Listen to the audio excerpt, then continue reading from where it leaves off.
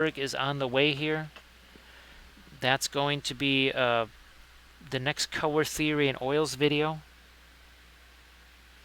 I apologize on the Patreon page for all of the basing videos this month, but with the way things were here, that was the only type of video I could basically do. And we just finished filming yet another one, except this one is kind of a combination. It's got as much to do with 3D printing as it does with basing, because I tried to share some of the new things that I've learned since the last time we've done a kind of one of my, well, I must call it like color theory and printing, but since the last printing workshop episode, there's more things that I've learned. Alright, well, Hope Mini Paint, thanks for being here. And hey, Hope Mini, if you could just share that again. I know you already did before, but on your way out there, if you wouldn't mind sharing your posts again to show people what's possible with the oils. And Grumdy, I don't know if you wanted to do the same thing so that we can have some maximum linseed exposure there. Boy, Loim, I'll never forget the very first time I tried to make a base with the tree bark, and I was peeling off the pieces and trying to stick it onto the bulletin board cork, not realizing that the smartest thing that I could do is, I think it was by the end of the week, I realized, what am I doing here? Just let the tree bark do its thing. Alright, because tree bark, right? Just let it do its own thing. So Grumdy, we were looking, of course, the pigment violet, right? The Egyptian violet is in the Payne's Gray. I actually had that one in my cart, the Payne's Gray violet, but I thought I'll just use the regular Payne's Gray first. We'll see where that takes us. We'll see where that takes us, and then maybe snag the violet later on. So everybody, please check out the links from Holt Mini Paint if you could. And again, that is what's possible with the oil paints. Truly amazing things are possible. Boy, Loim, and of course now with the digital, or with the 3D printing of the basing bits, I mean, the martels with the palm trees, with the the other leaves, which I just forgot what the heck those leaves were now. Oh, the primary rope club for the Lumineth army. Yeah, actually, so Grumdy, I might try for some of the Lord of the Rings figures. I might try to combo up the Egyptian violet with the Payne's Gray. And then, well, you could maybe tell me just how similar it is to your experience. So, here's the question, Grundy. When you pre-glaze with that and you go to wipe it away, are you left with basically the Egyptian violet for the most part, or does some of the Payne's Gray stick around? Obviously, that's what we're going to find out in that painting video, because they have a whole bunch of Kurzlook whatchamacallits, they're ring rates that I printed out. So I think that should be interesting. See what we can do with that. Maybe combine some other things with that Payne's Gray. It's just okay. Well, that answers it all, doesn't it? That says it all right there. That says it all. Now, this should be interesting here.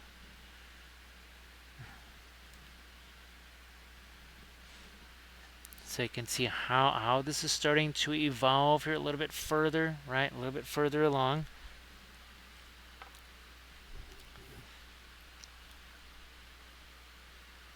Yeah, so that's going to be, it should be really, wow, now I'm super intrigued. Super intrigued.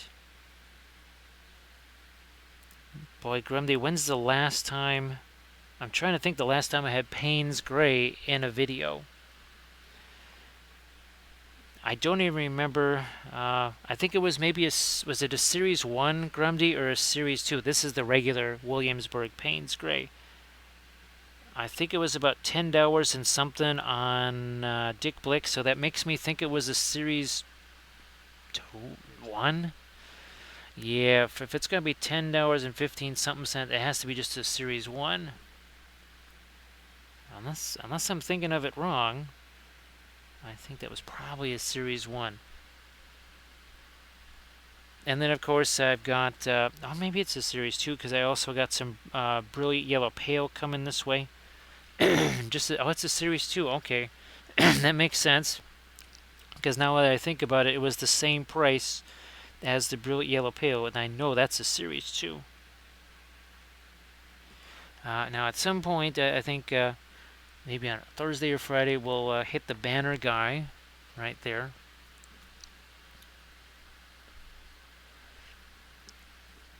Yeah.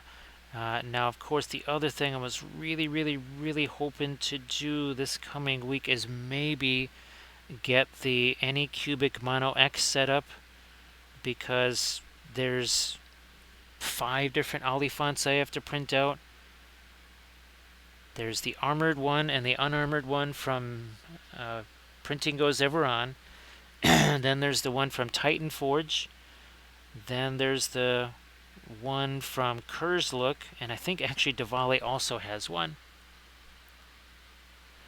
So Grey Wolf warns of a dad joke there. So what is the difference between involvement and commitment? That is the question posed by Grey Wolf there. Gonna throw a little bit more of my lighter orange down here.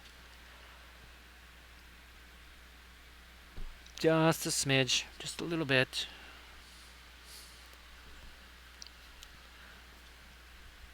Maybe. No. We're gonna go not orange on that, but here we are. We'll probably get some more red into that. Again, that's the Naphthol red. So Green Fairy Studios, it has been interesting to say the least to see Naphthol red doing some decent staining. Not too shabby for well, kind of a mid-tone red, wouldn't you say, Green Fairy?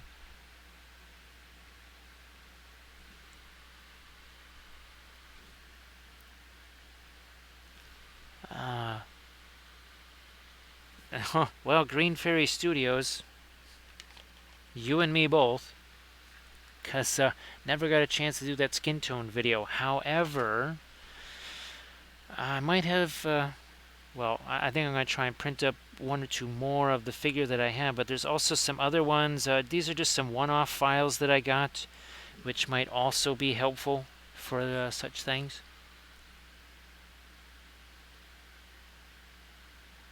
Literally one of the files I got, it says it's for paintings or like skin tone videos or something. It's literally designed with that in mind. So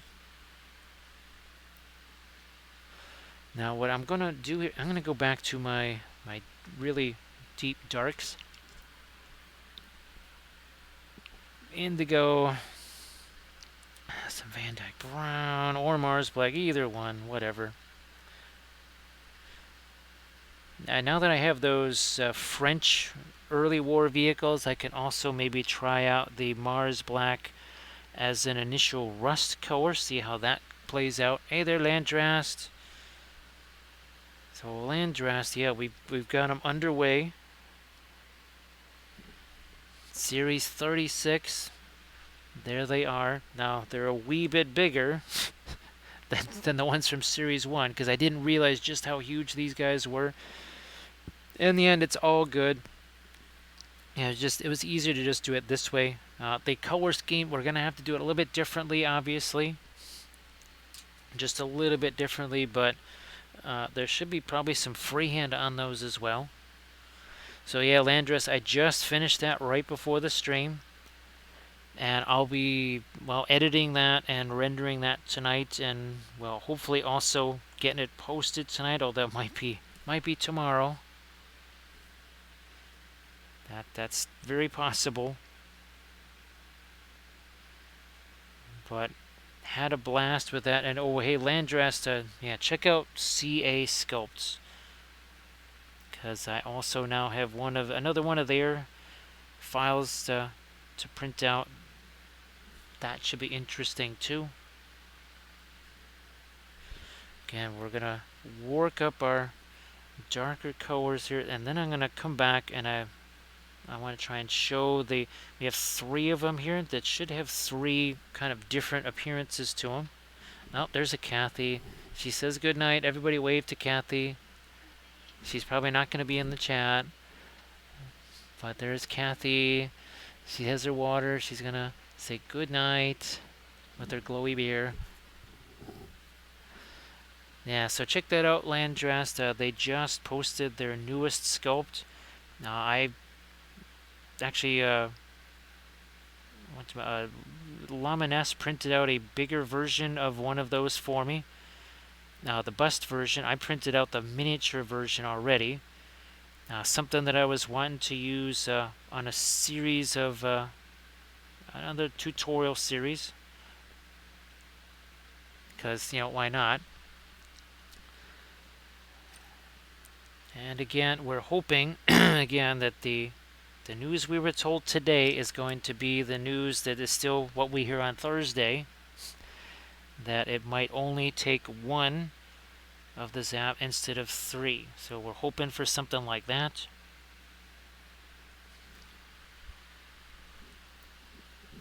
So thanks for all of the good nights there, of course. Bonus points for phrasing it in the form of the Von Trapp family singers, of course. Yes, indeed. Let's get a little bit more of our dark over. Yeah, there we go. Now let's take a little look. See. You can already see the difference starting to build there. And what are we headed towards? So you can kind of this. I just absolutely love this. I know that it's having the really big figures and stuff that's really fun, but there's just something about this kind of an educational part of this where you get to see kind of these steps progressing forward, and again where it is that we're headed towards. Thank you so much, Grand Oracle. Yeah, I just been wanting to make an announcement on the Patreon page, and every time I go to do that, there's, well, that's different. Okay, now that's different. There's just been basically every single day there's been some weird new thing. So we're hoping for less weird new things. We would kind of prefer no new things, but certainly less of the weird new things. Felt like I needed to throw a little bit more light there. This not too much. Just to catch that one rock there. Now a lot of these, the reason we went with this basing, first of all, I haven't really had a chance to do object source lighting on the good guys so much, right? That typically it's on, oh geez, the bad guy armies. It's always the bad guys. But I thought this could be fun. And War of the Last Alliance, it's a very appropriate theme, I would say. For sure.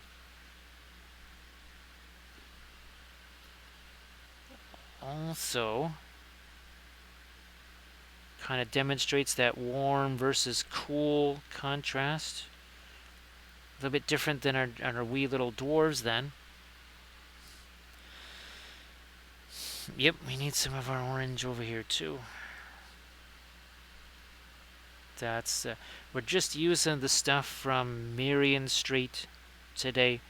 Again, I have not had a chance to mix up another batch of my own, so we'll just we'll use the Marion Street stuff.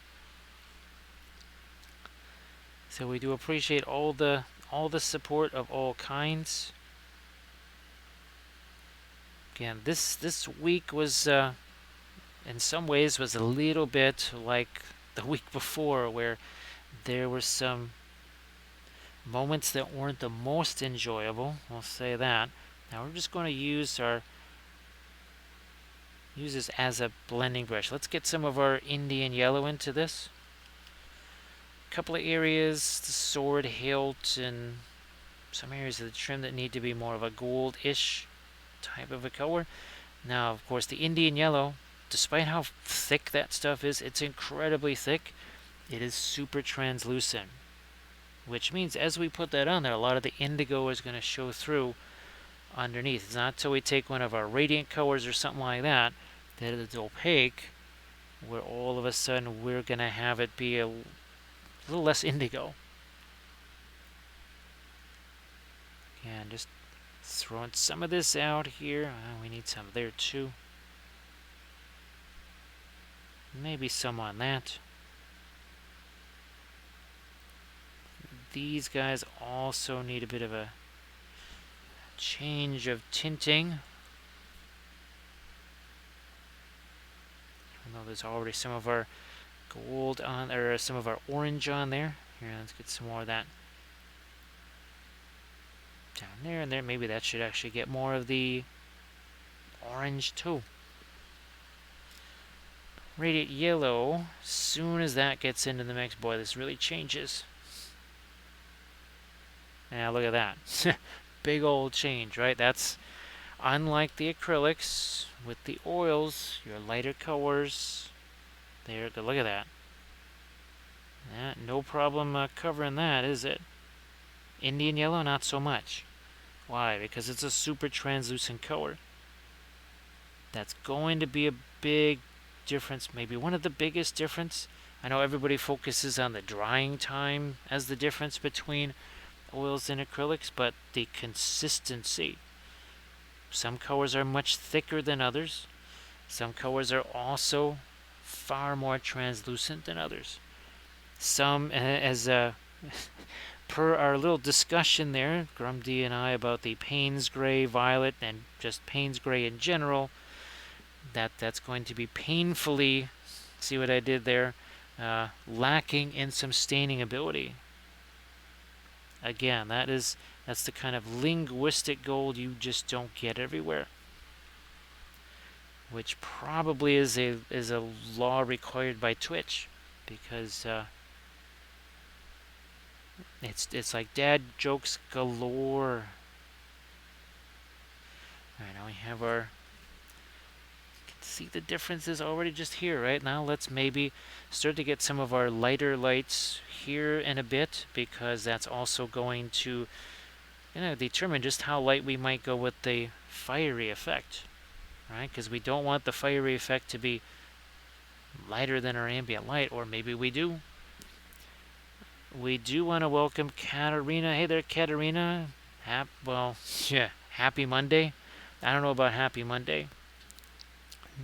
Just Mondays, sometimes they're just Mondays. But hopefully your Monday was not too crazy. Same thing for everybody. Hopefully your Monday wasn't too crazy. And there's a Bithron in the house. Hey there, Bithron. Nice to see you again, Bithron. So Bithron, those were looking pretty nifty. I mean, that was a lot of detail and stuff on them for the 15 mil. Now, I did take a peek at the one-page rules, Sisters of Battle. So it's definitely a different take on them, that's for sure. In some ways, that would have worked out really well for my original Sisters of the Raven idea. It's a little bit more of a rougher look, wouldn't you say? Right? Not quite so as ornate in a way. So Bithron, I hope that you're doing okay.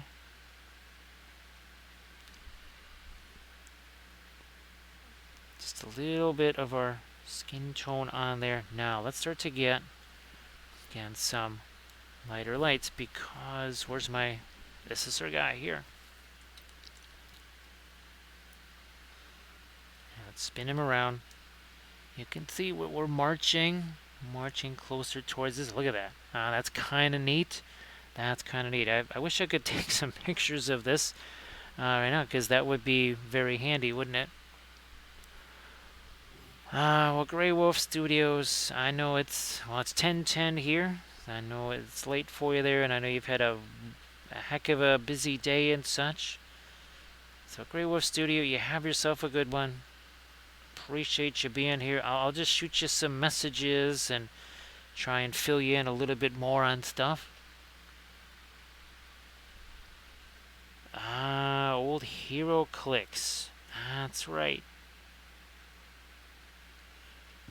I'll never forget.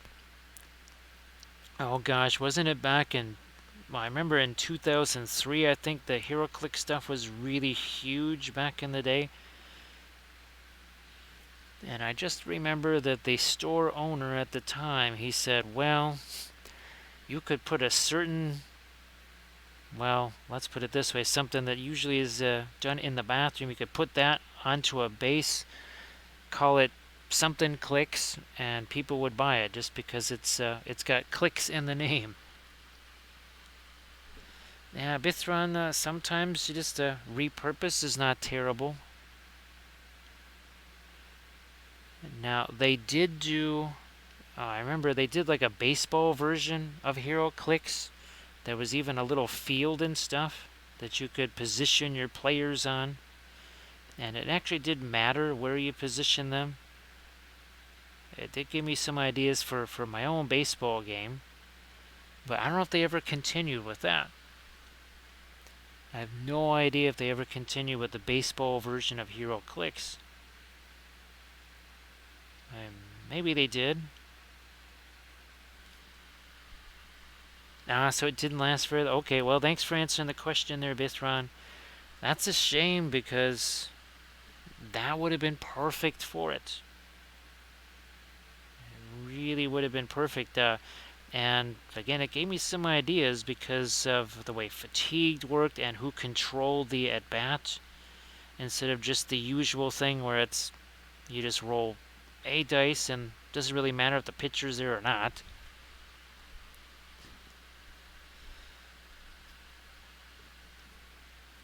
I would guess, I don't know, Bithron would just say it was harder to collect all of those necessarily than maybe just the hero clicks themselves. Like if you wanted to have an entire team, you were going to have to buy a heck of a lot of blisters or whatever. There. And obviously we'll straighten out the sword when all this dries, and I can hit it with the hot, I said my hot air balloon with the, that's my brain right now, with the hair dryer, because those have a lot to do with each other. What the heck?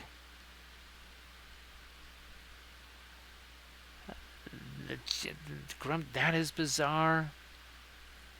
The fact that it was the CEO. I mean, it's weird to get that call in the first place, right? I mean, and let me guess, he wasn't going to compensate you for sending it back either, was he? So yeah, okay, so that I bet you, wouldn't you say, Bithron, that probably among other things that had a lot to do with it. Well, also the fact that the well, like Grumdy's case right there, they weren't necessarily the nicest folks in the world, were they?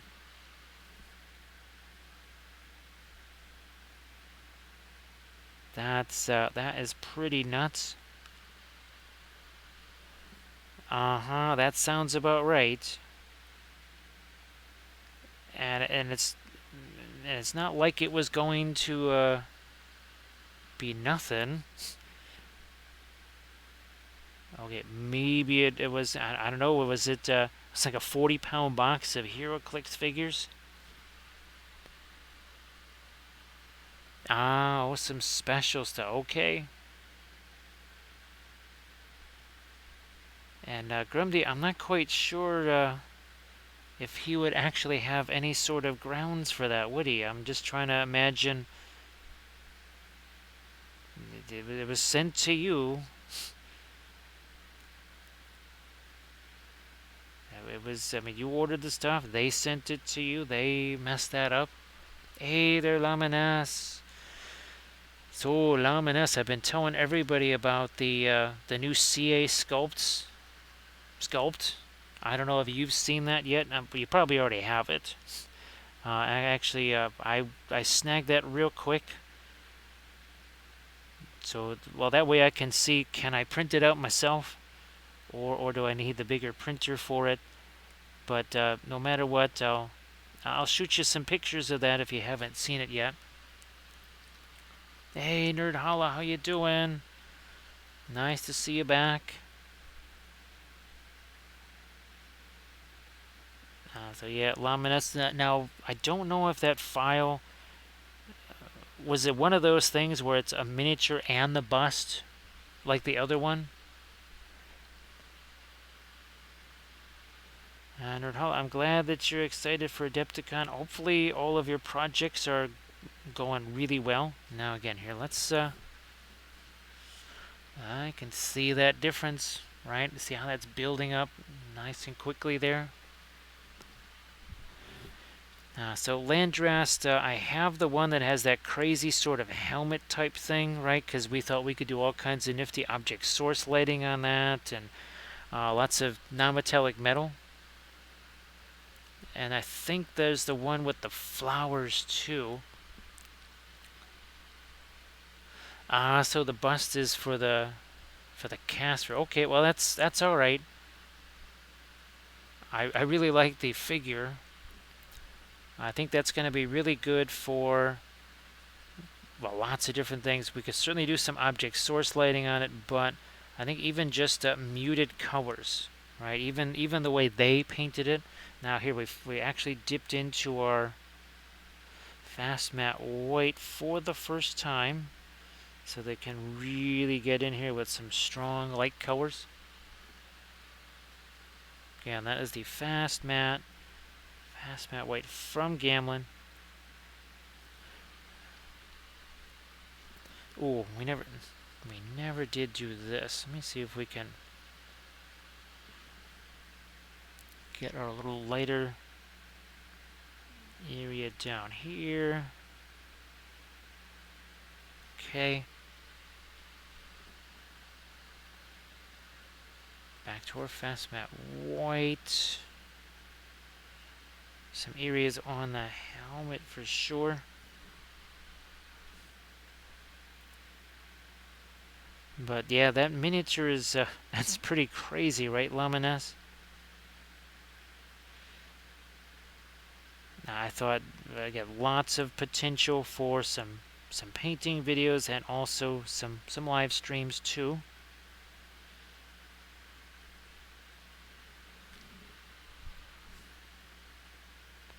Now, Luminous, I guess you already have an idea of what size you'd want to print it out for yourself, which I'm sure is going to be pretty darn large. And well, hopefully you've got your. I know you were working out what prints you were going to be making for yourself. Now that you're back to doing Luminous printing. Now, but let's see. Look at that. See, we added the darkest darks, we got into our lights, and all of a sudden, poof, look at that big difference. Yes, big difference. So Nerd Holla, as far as all your Adepticon stuff there, are you mostly done, partially done, or holy smokes, nowhere near done?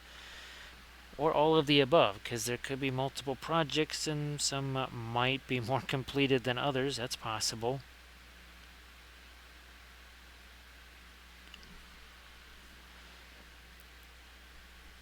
Well, I am, because I was telling folks about the one that you made for me, the one you printed out for me, and I'll get looking forward to that particular one. I'm going to use that just to tighten up that edge, and then we'll come back the other way with the light stuff. Boy, Laminus, I I haven't even seen a preview for the Raging Heroes. I may not have even downloaded the January ones yet. That's kind of how insane January's been. I may not have even downloaded those yet. I know that I haven't downloaded any, probably the last 2 months of, whatchamacallit, not Titanfall, Mini Monster Mayhem. And I don't think I even downloaded the last month of Archvillain either.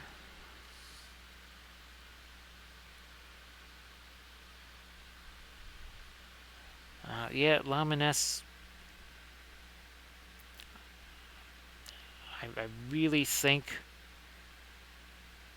that it's going to be. Talk about showing what the oils can do. Wow, I think just the wings alone, wouldn't you say, Lamines? Because having tried to, with the acrylics, work with big enough brushes and paint fast enough so that I could do some sort of wet into wet blending on the wings. But with the oils, you kind of don't have any choice. Yeah, Lamines, even their one for February, I looked at that and I said, maybe there's one or two. The rest are just kind of, I mean, it's not like they're bad or anything. There's just so many other things that I look at and I go, oh my goodness. Yeah, there's nothing oh my goodness in that one.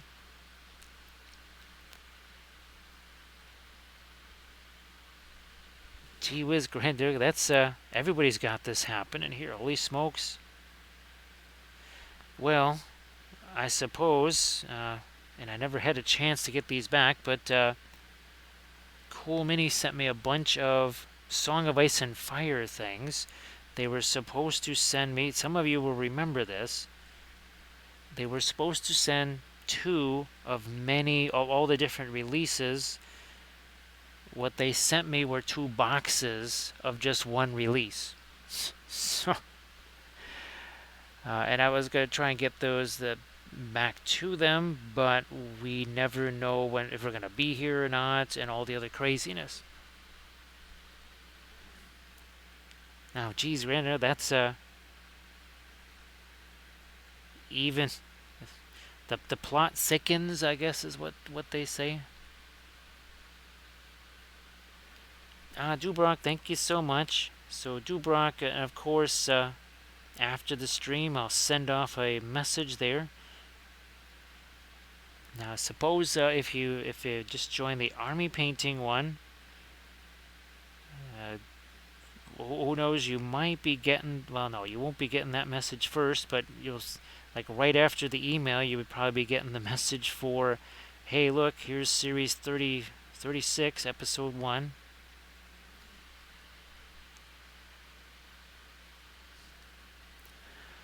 Yeah, Grand Oracle, let's just say that Jim was not happy because just getting them to send A-Box at all, this way he has to literally beat them over the head.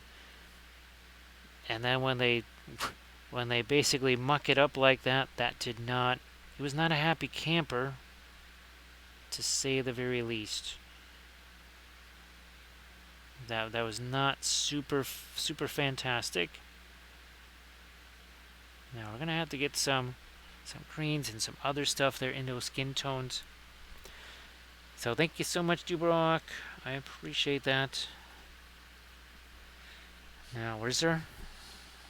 Yeah, this is basically post pre-glaze, right, with some of the initial lighter colors being dry brushed on, and then we get into our darkest darks, our lightest light, and you can see the change that starts to happen.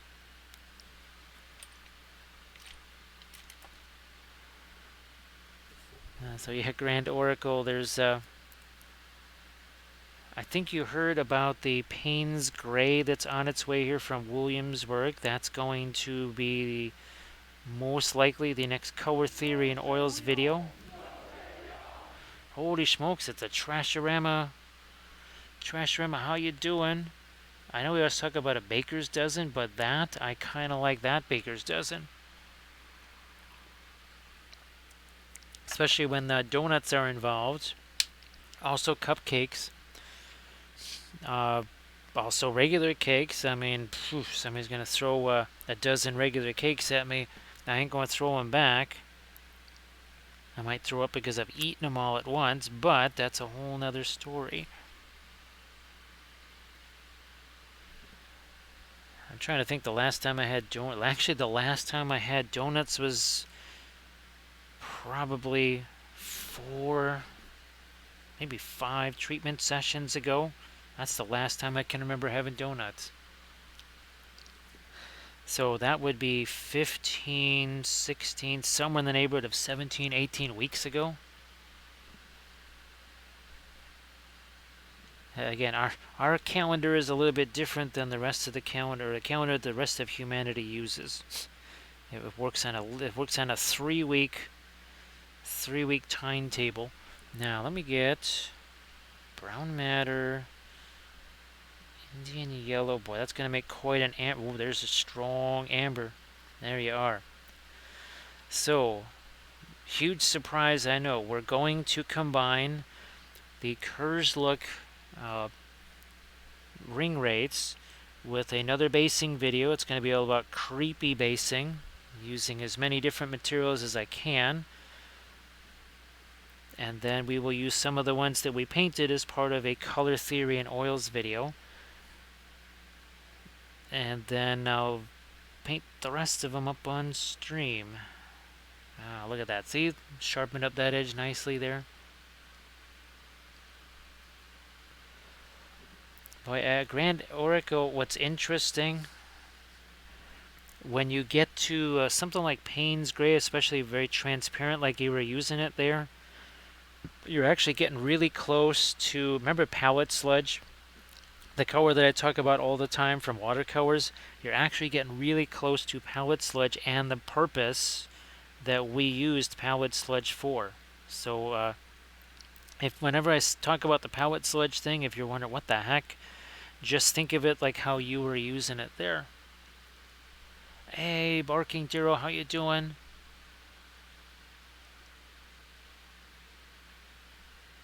Let me see. So Trash, how the heck are you doing? I hope that everything's well, at least reasonably okay there. Not too crazy. Here, let me just get that brush cleaned out there. So I printed out a whole bunch of the Make It Epic branches and stuff. I also want to get the, now these might be too big, but that Tuxlari factory, they have a bunch of trees and they're, these would be more for terrain / dioramas, but that's okay because, oh, where's our, this one right here. So this diorama project, I would have loved to have the 3D printed stuff, and guess what? We might just do this one again, but with the 3D printed stuff and in a slightly different format than this. So don't be surprised if you see something like that pop up again.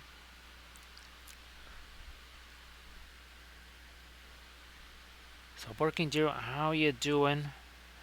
Let's get again some more of our light here. I'm actually going to throw a little bit of the radiant yellow in there just to get some opacity. These, well, the metal surfaces, of course, I'm always looking to get something extra glinty with our object source lighting. Well, Loin, thank you so much. I'll try and send you some pictures of some of the Lord of the Rings stuff. And again, Titan Forge, those lizard men, I don't know if they have any previous releases or anything like that with the lizards, but this last one was, it was very impressive, I gotta tell you. It was really good.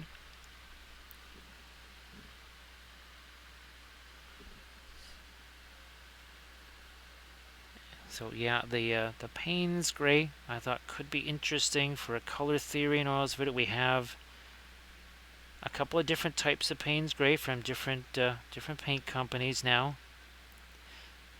We can compare those to each other. we can compare the Payne's Gray to an Ivory Black, to a Mars Black, to a Van Dyke Brown. See how that's getting lighter and lighter there?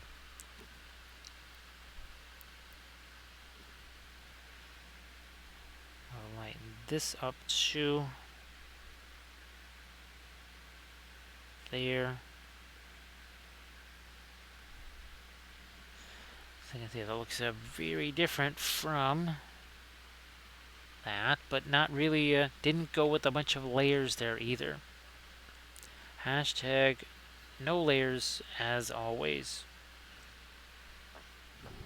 Oh, and by the way, an hour and 21 minutes ago, well, these guys, well, there you go. So they were both looking like this, and now in just an hour and 22 minutes now, they look just a bit different, don't they?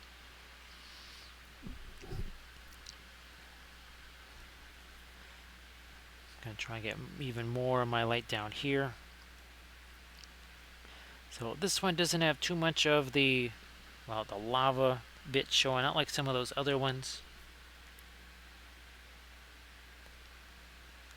So we don't need too much glow right here.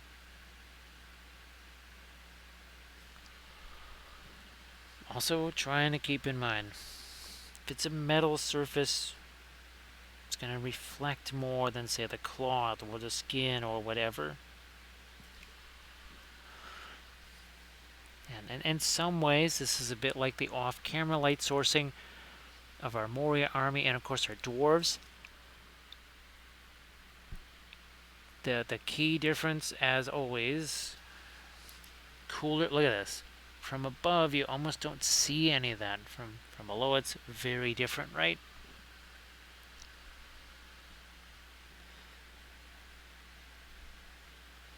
Let me see if I can't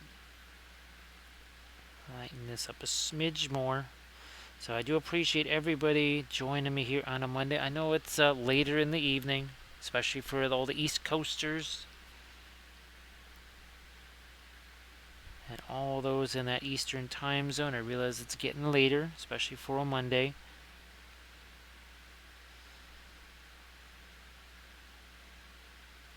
Hopefully, we'll see how Friday plays out. Again, Thursday is tentatively supposed to be the, what could be the one and only treatment.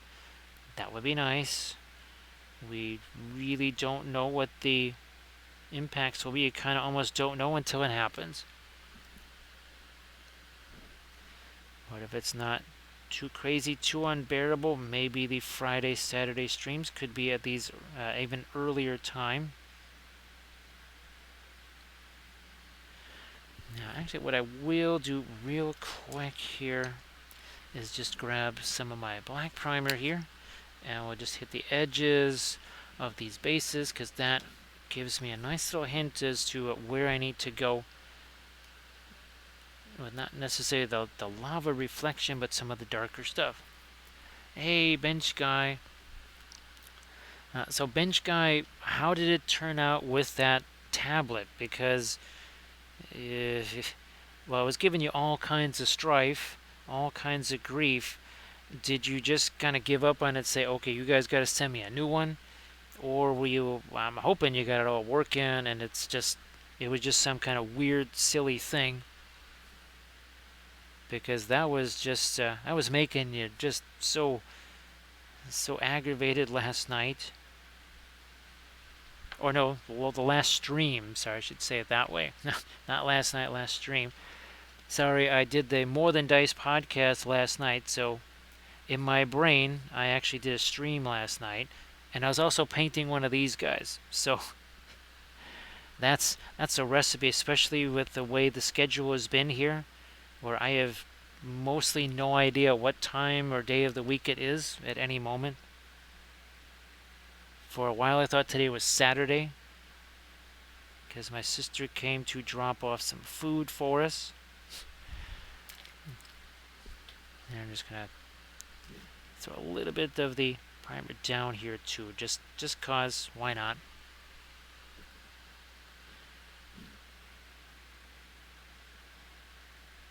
there. And again, this is kind of our... I'm going to be keeping this one the way it is so that we can see that difference, right? What it looks like when we finally start to get the darkest darks and the lightest lights on there. And where's the one that I painted last night? Was that this one? Nope. That might have been this one right here. So I'm actually going to get some more on my black around the bottom of that too. So it's just just a primer right there, nothing special. Now I will have to wash up that brush though, or whatever, because that's acrylics there, that's not oils.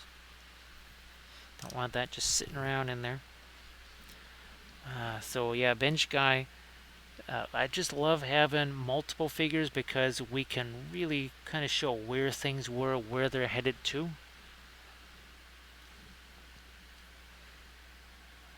I think we're going to need a little bit more of our orange over there too. Why not? It still is. Geez, well, bench guy, I'm sorry that still is being pesky, even with somebody else trying to get a handle on that. For whatever reason, and it's always been this way since the very first moment I started ever using anything that could be called a computer. There's just some kind of special form of rage that generates when it's being all mischievous.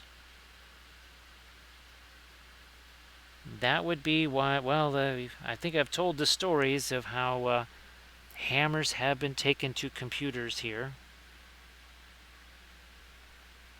And I don't mean like computers that are just kind of about to be thrown in the garbage. I mean computers that were on at the time.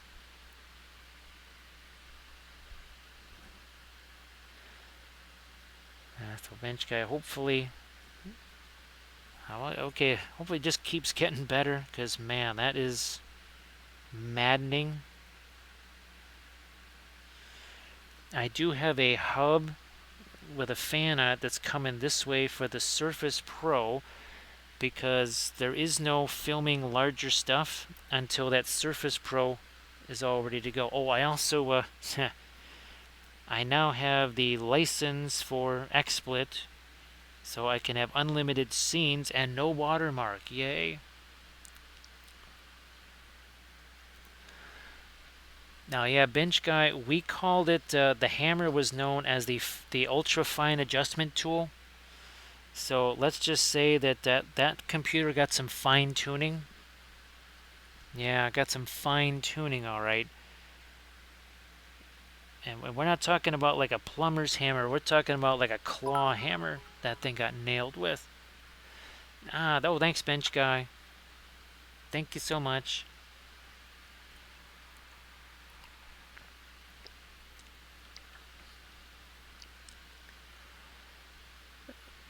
So Boots McStumpy, the contrast paints, they're a whole different thing.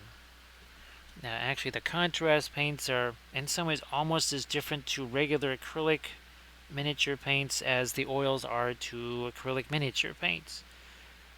Now, I have painted a whole bunch of things with the contrasty stuff. Where's, oh, here she is. See if I can grab this without knocking everything over. This was actually painted almost entirely with contrast paints. However, we didn't use them quite the way the GW shows you. Actually, there's Leviathan blue tattoos, Vulpus pink on the skin, Achillean green right there. There's some Gorgrunta fur, and I think, what's that? Snakebite leather, good old snakebite leather. But we mixed the contrast paints with lighter opaque colors. Mixed them with lighter opaque colors. In some ways, it almost made them like oil paints.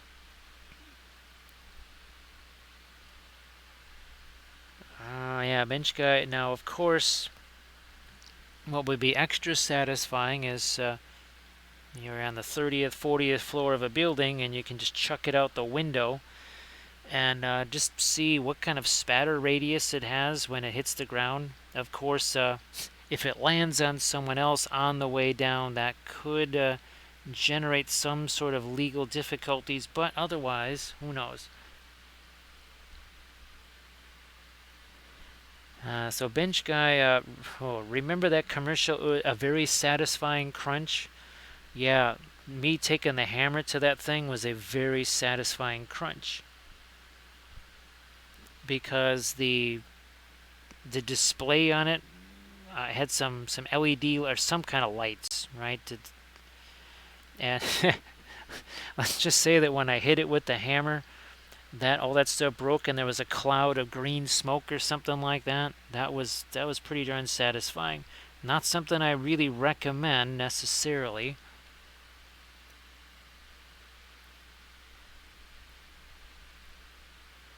So Boots McStompy, the contrast paints are very translucent. Miniature paints, for the most part, not going to be translucent. So you could use the contrast paints almost as like a glaze over the regular acrylic paints. You could start out with the contrast paints to set up some darks in your shadows that have a nice color to them. And then you could take your lighter opaque acrylic colors, go over the top of them like that. It's really situational. That the miniature might kind of demand, or the color scheme might say, well, you need to approach it this way. So what was it? Oh gosh. Oh yeah, that's right. Big Jim Slade does a stream called Questionable Real Estate. So now Grumdy, we've said all the things that are in this channel, right? Lord of the Rings channel, 3D printing channel, cavalry channel. But I guess we're going to have to add that to the list, right, Grumdy? Questionable IT repair tips channel.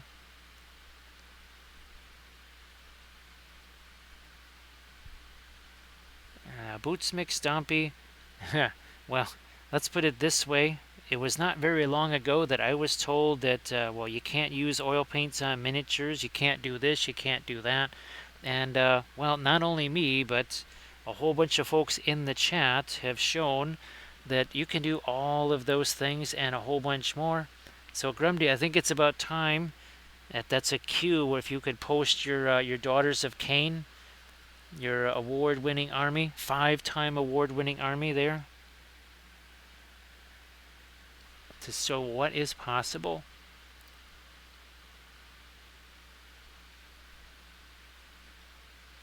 Yeah, Marco, that whole slap chop thing, I prefer pork chops, actually, myself. I totally prefer pork chops to, what is it, slap chop, right? Yeah, give me pork chops any day of the week. Every day of the week, actually. Because you can have them with different sides. You can, you could have a pulled pork, yes, pulled pork sandwich. Wow, when's the last time I had one of those? That's been a long time. This is a culinary channel, by the way. But now, as Grumdy reminds me, it is now also the home of ill-advised, ill-advised IT advice. Thank you so much, Bench Guy. Appreciate that. Man, I can't remember the last time I've had those. Hey, Amish Stig, how you doing? Great to see you back. So yeah, it's basically whatever you want to get. It's your miniature, your way. And just like Grand Oracle was saying there, I've actually done tutorial videos where I say, okay, originally this was painted with oils. The person said I needed this color changed, so I painted it with acrylics. I've taken acrylics and painted oils over the top of that too. Now, obviously, you would want the oils to be dry before you painted acrylics over them, but otherwise, whatever, no big deal. Thank you so much, Armored Wolf, for posting a link to the starter sets, Gamlin 1980, and the Winton from Winsor Newton. Now, Amish Stig just enjoying, well, kind of excited about a new sculpt from CA Sculpts that I just snagged minutes before I started this here. Also very jazzed about I just finished filming this, and it's an homage to. This is the very first army painting series I ever did for the Patreon page. This is series 36. Yes, 36 of them. And try to keep the basing relatively the same, and we'll try and keep the color scheme relatively the same, but obviously this is going to be oils, and of course this was acrylics. This was done in acrylics. So I think we've done a couple of those. I know with the Necrons we did that. Oils, we painted those in oils. Thank you so much, Boots McStumpy.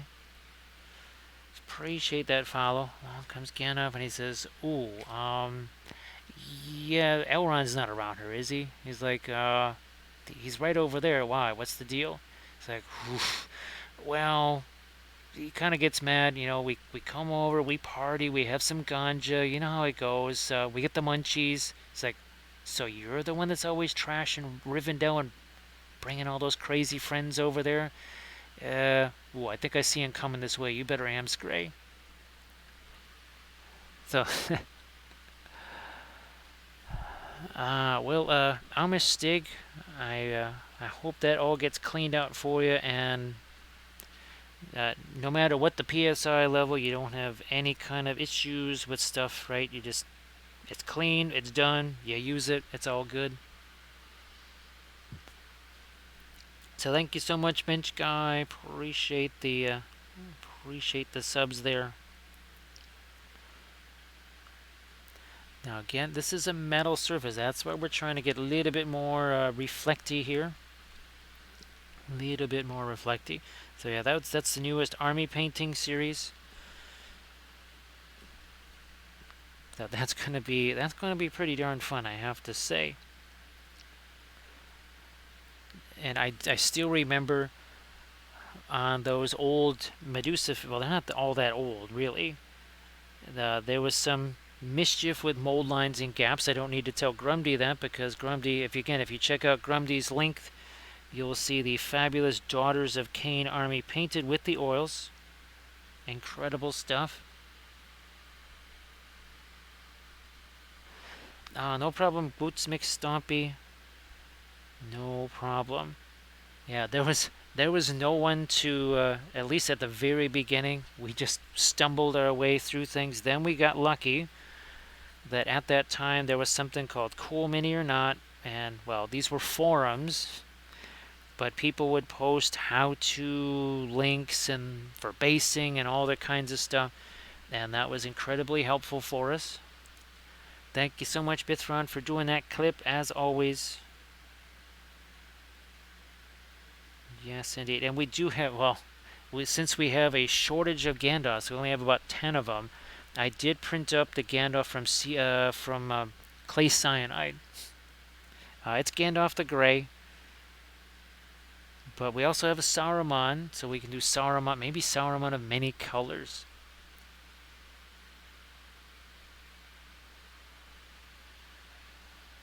Well, I'm going to Stig, I wish you luck fixing all of those things. Now, we will have to come back into this and get some of the darks there, because remember, well, here's where we're, again, this is kind of, I think this is maybe the one we're looking for here. Yep. So again, see on the bottom row there, we're going to have to get some of our darks down there. Geez, Grand Oracle, and of course those dipping inks, right? There was a 0% chance that was going to happen, right? Grand Oracle, I'm going to use them that way, right? Well, Valfera, I'm not going to ask you how that was. And I wasn't kidding that the level of, oh my gosh, we know pretty much how that kind of thing feels. That it literally, it was an emotional reaction to it here.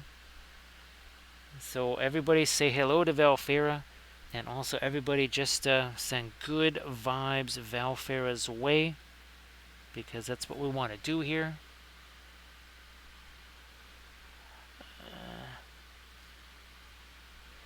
So Boots McStompy, for me, the printing was really crucial for a few reasons. First of all, for all of the videos and streams that I do, I need very specific kinds of subject matter for that, so I could print out what I needed when I needed, the size that I needed, and the quantity.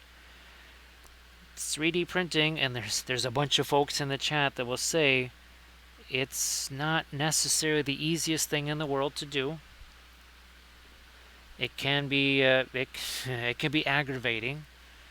It is not just it's not like printing out a piece of paper, right? There's more to it, and there's a lot of variables. There's all kinds of different printers, there's all kinds of different resins. Where you live could mean you're using a whole different type of resin than I am. And there's a reason why I use a very specific resin, because, well, it's going to be, well, right now I think it's probably going to be about 0 degrees tonight. If I want to print tonight, well, my special resin, which is designed for printing in colder weather, well, that's going to keep me going tonight.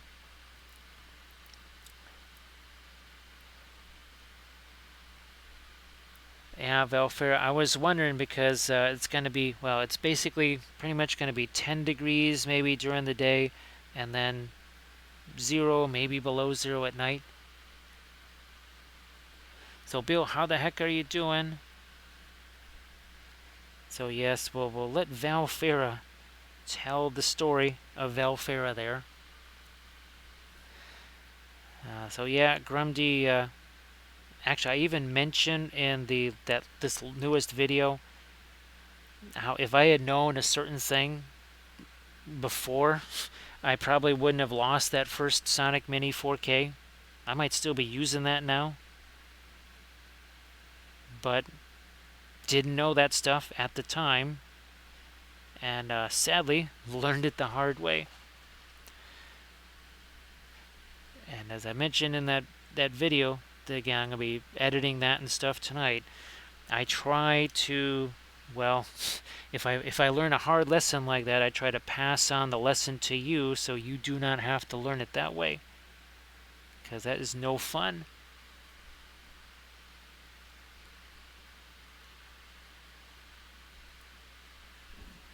Then, like Grand Oracle was saying, well, especially with a game like Lord of the Rings, where size matters, because it is smaller than all the other games out there, to be able to print these things at the size and scale that I need, and also, well, things like this, where if you want an entire army of these, you'll pay 30 to 35 bucks for each of these. By the way, they're ancient metal figures, and there are no weapon options. There's 3 different weapons you can have on this unit. You can have 0 choice with the metal, or you can print out those files, and again, whatever quantity you need.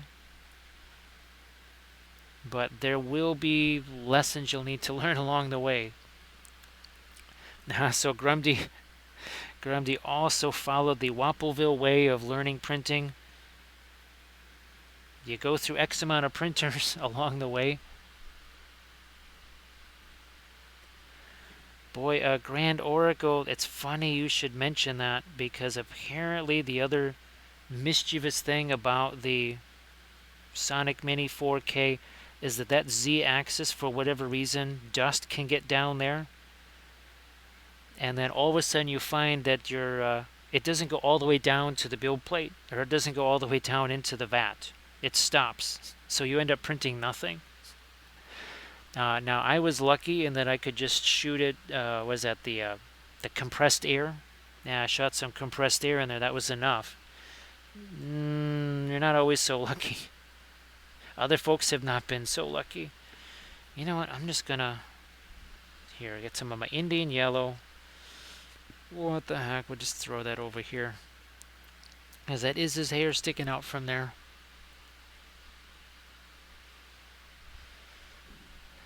Oh, geez, a Mars 3. I think, I don't even know if I had a Mars 2 Pro. It might have just been a Mars Pro. It might have been like one of the first ones.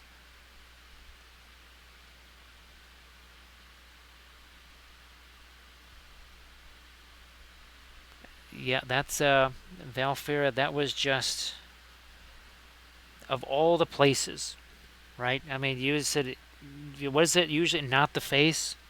You would have said, fine, hit me in the face. Hit the face, I don't care. But not there. That is the one place of all the places.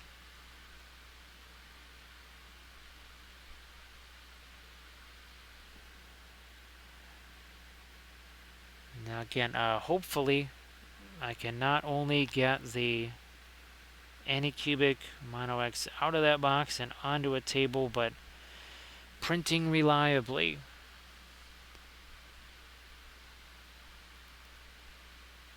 Lamines, let's see. Oh, first printer was the Any. Oh my gosh. Oh, that's right. That was the thing that killed my first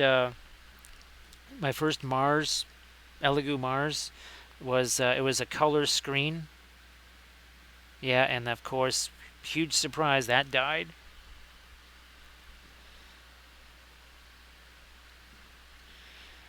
Valfera, all I can say is you might want to approach a movie studio with that, because you know how they always, in every single thing, like a guy has a sword wound or he's shot or something like that in the shoulder, and they always press the wound to make that hurt. So you should approach it, approach like a Hollywood company or something like that, a production company, and say, I got a story for you. So instead of using that same trite thing where somebody just presses their hand into a bullet wound or something like that, you could say, I got this. How's about shaking up a thing of mustard and having that smash you right in your surgical wound there? It would be that would be a, I don't know what you would call that.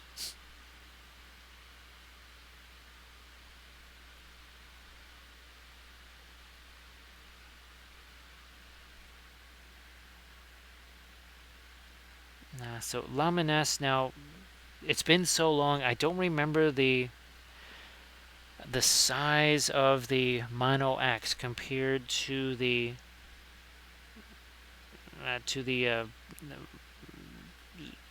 Mini 4K. Is it double the size practically?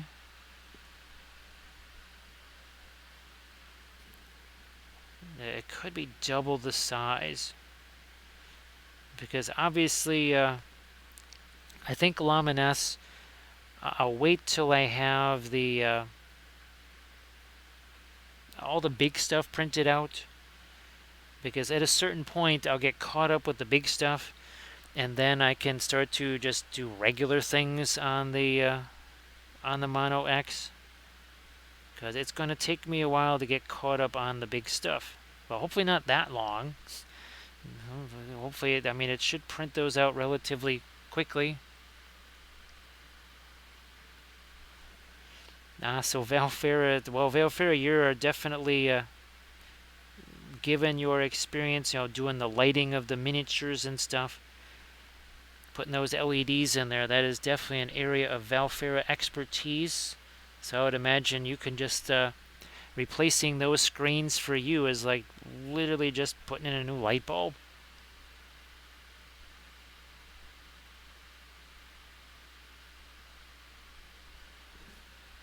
So yeah, this is the Mono X Anycubic style.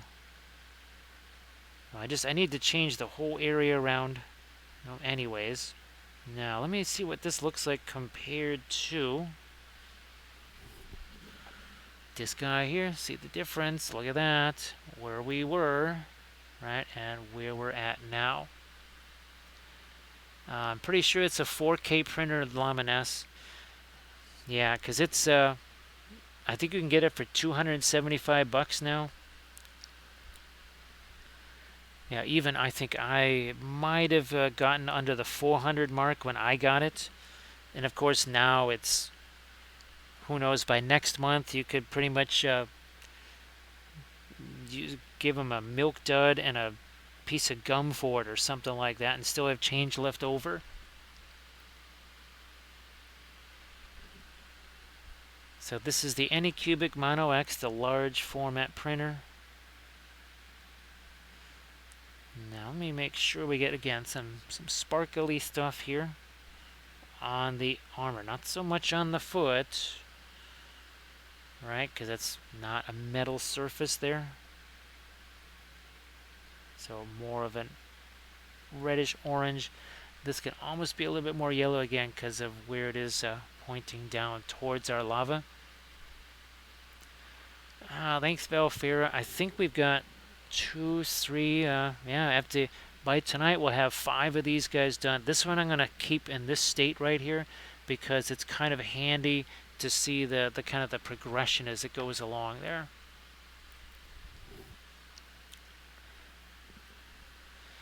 Now, of course, the advantage of having the Anycubic Mono X is, well, basically anything else besides a frozen printer, you can replace parts a whole lot easier.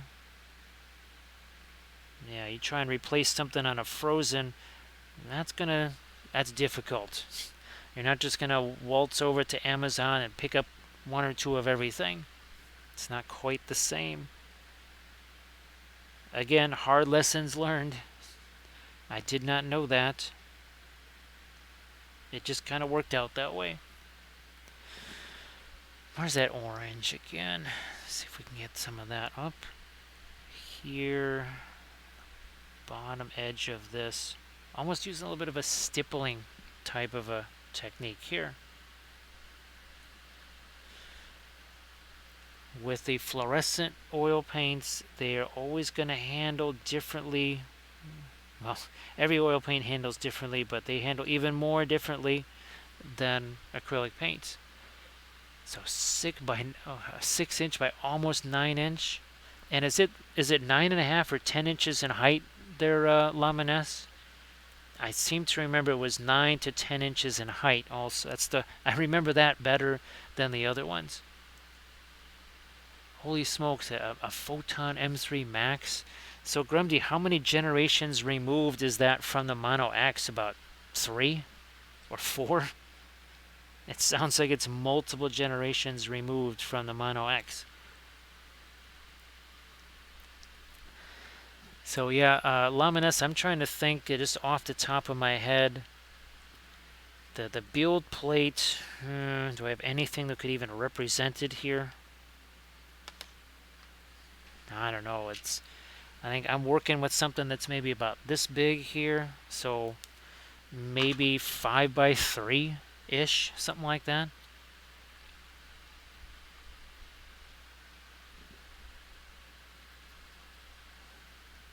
Still crazy to think that, let's see, what is this? This is still January here. As of January in 2020, I didn't even have a printer. Didn't even have one. Printer didn't even arrive in the house until March of 2020, and I think I only started to print stuff in late March, maybe after Adepticon, and that I didn't really start printing till the summer of that year. That seems like 1,000 years ago. There, a little bit more of our orange down there. We can go even lighter with that.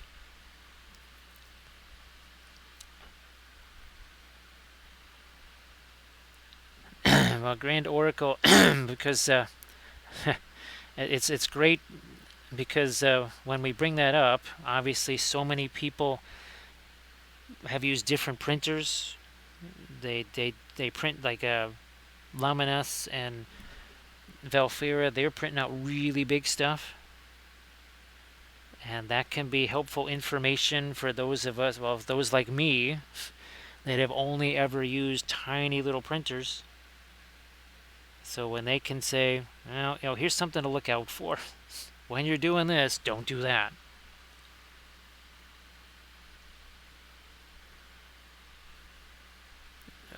Bill, that was a whole spate of them. And actually, it's funny, Bill, you should mention that. But in that video, the new video I just filmed last night, and it was kind of in that whole 1,000 things I wish I knew about printing before I ever printed anything. I mentioned the rotation and the supports. So they had done a really weird rotation on some of those files. Like, why did you rotate them like this? It was like this. It was really bizarre. Not like this, right? Or even like it was just like that, flat on its back.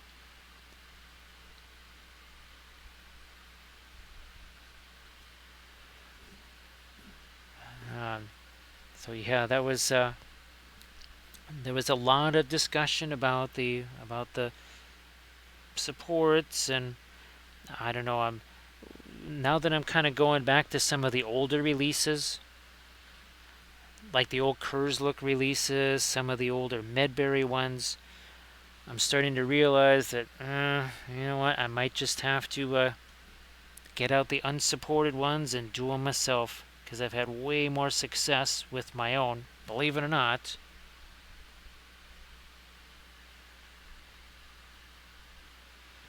Valfera, actually, if Sarge was still here, Sarge loves his Elegoo, and of course Valfera has had plenty of experience with the Elegoos as well. It's still weird to think that was actually my first printer back in the day. Ooh, let's get some orange over here too. Let's get some of that out here. Bingo there. Oh, I don't know how much more we need of this on the... I don't know, let me see if we can get some more of this here. Oh, look who has returned. It's Tukale. Tukale, how the heck are you doing? Well, I hope your Monday/Tuesday is going well. And happy Tuesday morning to everybody, because, well, we still have about 54 minutes till Tuesday here.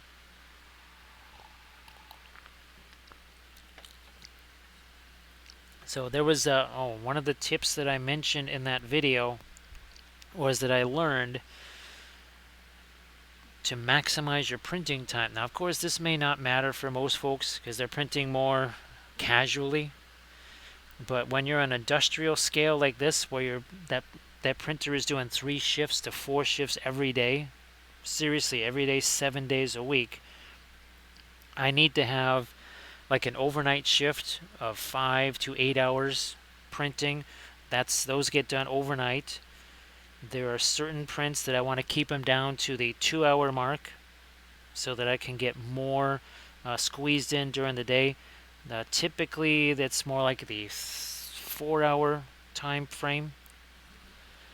But I've learned that I should actually try to combine more similar things instead of, oh, look, here we have an 8-hour print with a bunch of 2-hour things to fill out the plate. It's not always the best idea. Valfera, how many Mondays? Well, I told you how many Mondays that, Monday a couple of weeks ago had.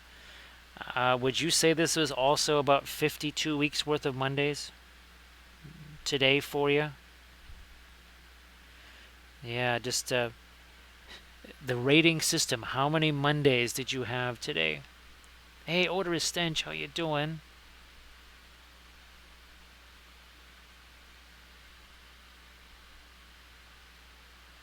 Let me see.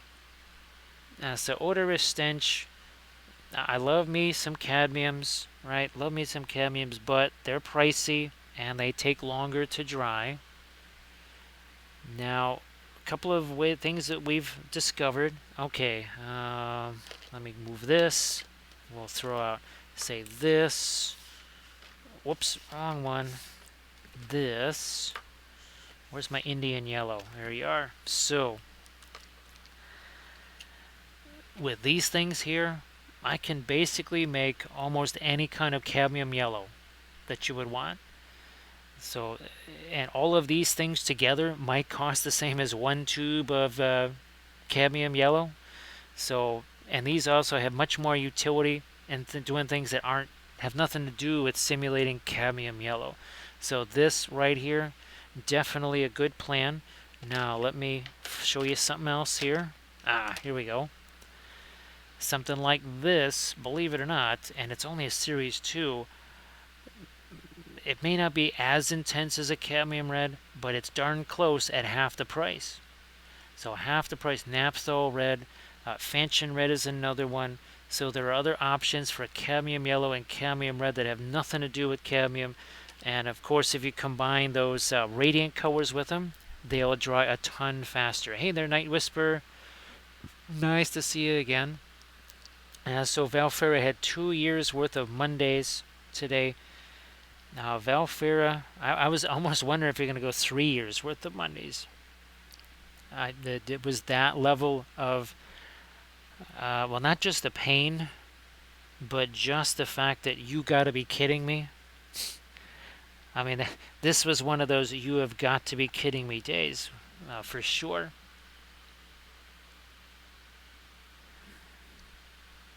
Oh, no problem. Order a stench. Again, I love the cat, especially. Well, here. Oh, here's an. Oh, order a stench. Okay. So I've only seen these from Windsor Newton. Only from Windsor Newton. Now, see, it says cadmium-free Scarlet. They have a whole line of cadmium-free cadmiums. Unlike the other faux cadmiums, as we call them, we call these diet cadmiums because they look like cadmium. There's no difference appearance-wise, this and actual cadmium Scarlet. Unfortunately, it's still the same price, though. Yeah, it's still the same price as a cadmium paint. I have not determined if these dry faster or not. Grundy, I don't know, do you have any, you would know if these dry slightly faster than the cadmiums? But that is also another option. That is another option for you. Now here, actually, we're going to combine that radiant yellow. We almost got an ochre color that we're making here. Well, there's a color you haven't seen on the palette in a long time. No need for that color anymore. So something a little bit different from our go. Oh geez, we need some reflected light there on that helmet. Gee whiz, what are we doing over there? So again, these are from Davale Games.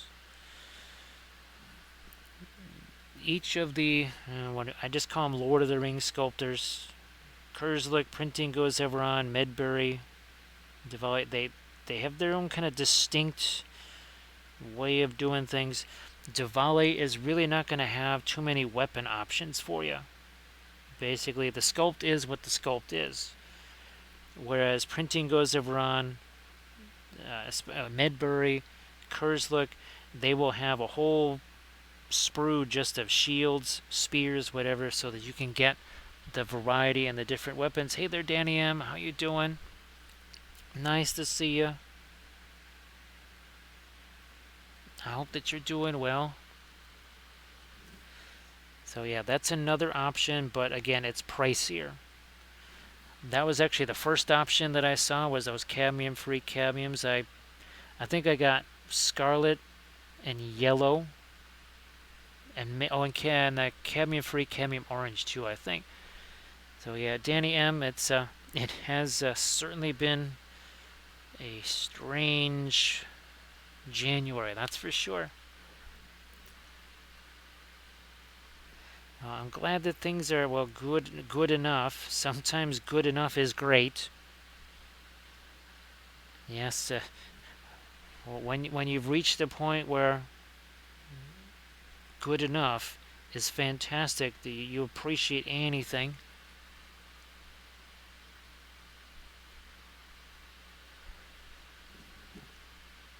Oh, thanks, Phil.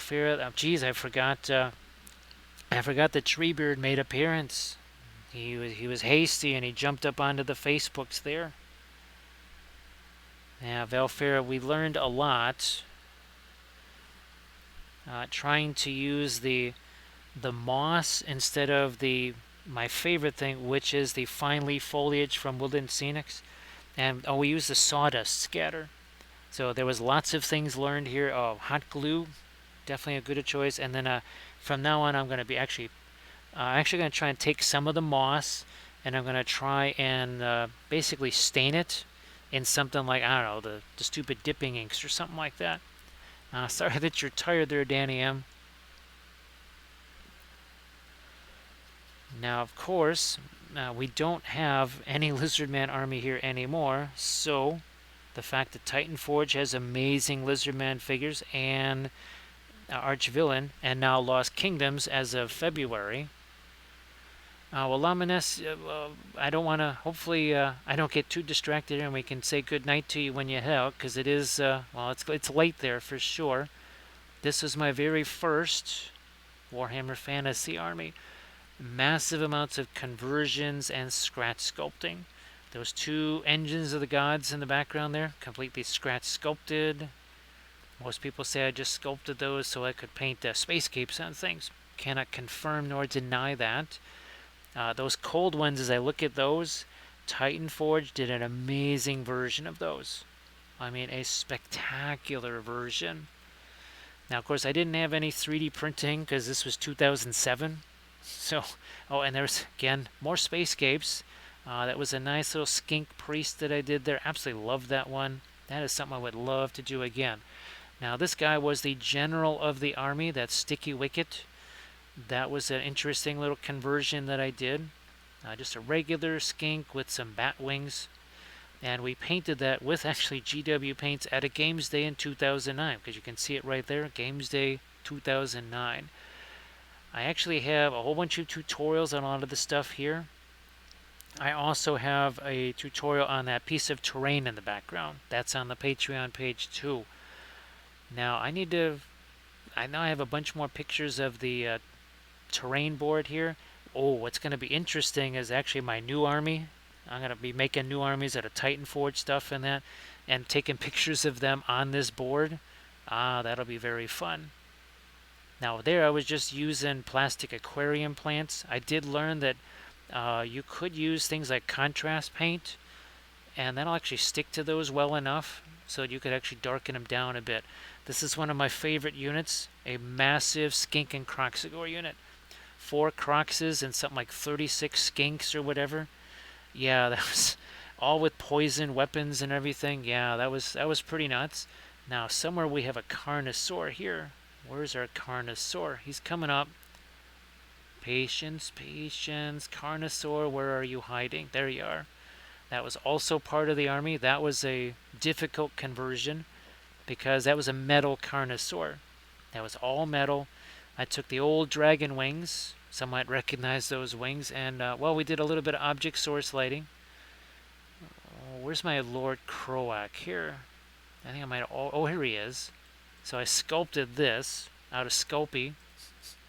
They didn't have the gray extra firm at the time. Oh, I would have loved that. You see all the Lizardman glyphs there? I made molds out of those. Somewhere I still have those molds. But obviously now I could just 3D print all that stuff. Alright, well, Laminus, you have a good night. Have yourself a good night. Thanks always for being here, and I'm still trying to get you those files. I think maybe after Thursday, if it is the way it is, where it's just the one zap and done, then maybe the things will be stable enough. Hopefully. We've been saying that for a while, I know. But thanks again, Laminus, for being here. Always appreciate that. Now we'll also start to, there's this one right here. So again, that's where we were immediately after our pre-glaze.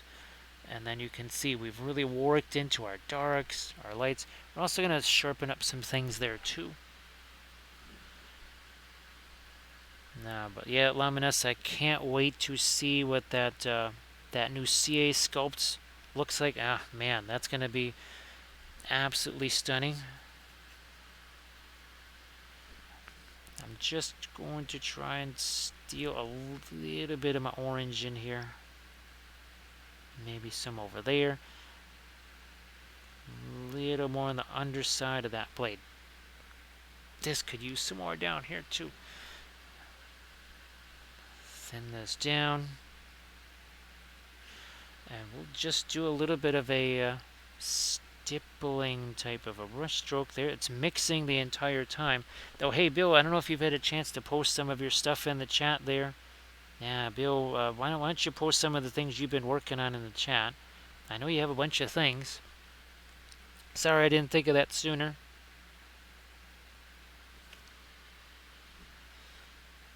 Do I want yeah. I just throw a little bit of the orange down here too. So Danny M, I hope all is well. I know you're a little bit tired there.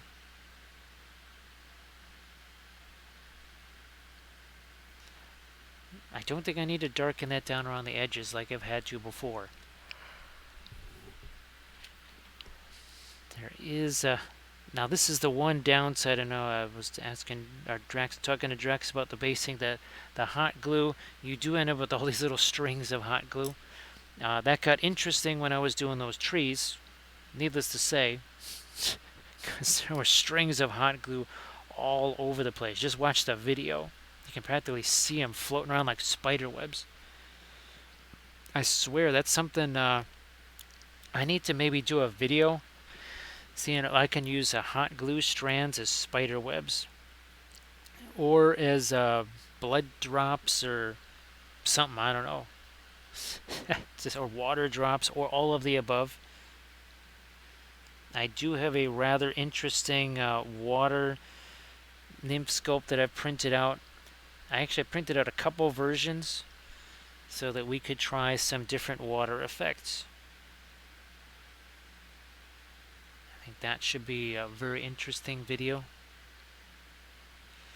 Again, see, we've got our cooler reflected light there because the rock's blocking the lava, but then over here where the lava's going to reach it, look at that. See that? Here's, well, I'm not sure, Valfair, if you're thinking of trying to get to sleep, but we'll just do a gratuitous film noir. So look at that, and look at that. Well, there is no difference. The lighting is the same. There's no difference in how light or dark that is. However, well, here, even on the shield there, right? Boy, does it look different when our color returns. Here's our color coming back. And now look at this leg there again, the cooler colors and then the warmer colors.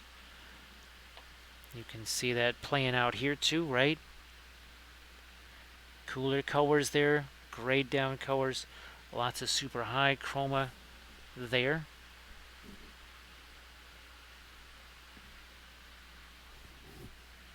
And if that was blue lighting or magenta or something like that, we would have to find some other color to contrast that with.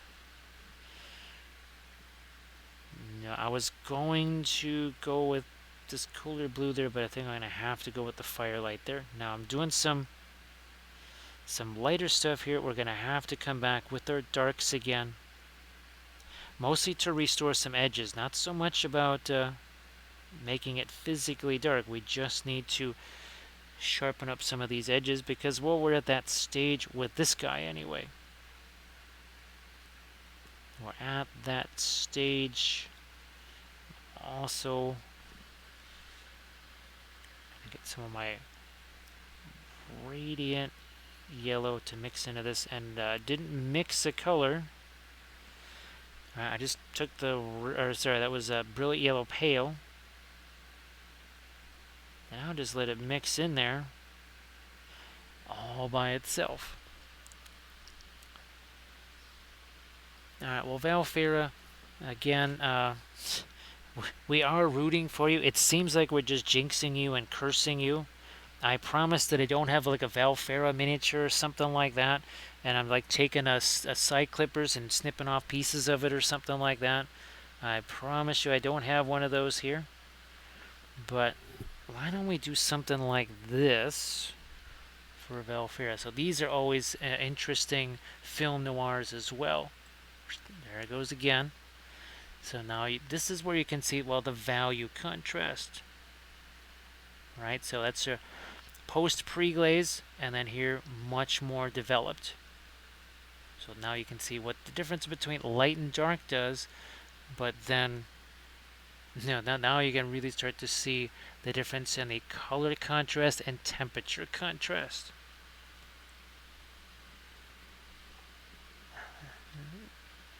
So thanks, Elite.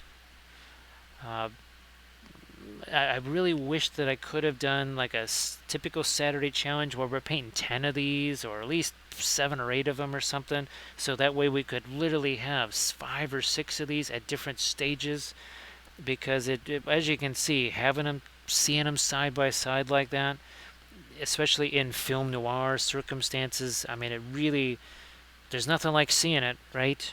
There is nothing quite like seeing it in front of your face to make a big difference and kind of sort of drive home the concept. Now, hopefully, since this has been sitting here for a while. Look at that. See, that covers so easily. If I had done that an hour ago, nope, not at all. Good luck with that.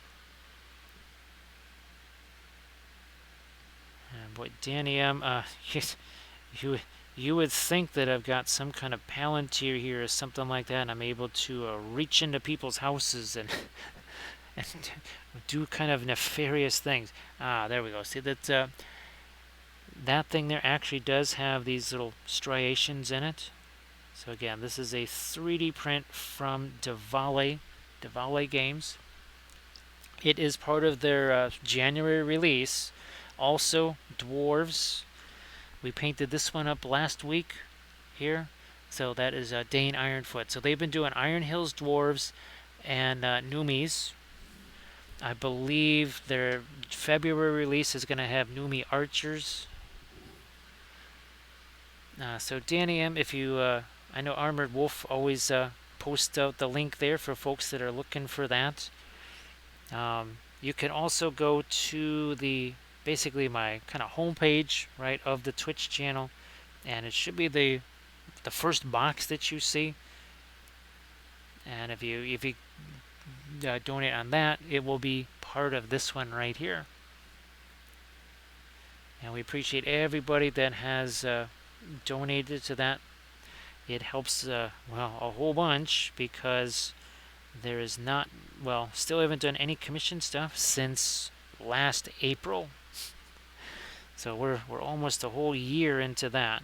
So we appreciate all the support that people provide there.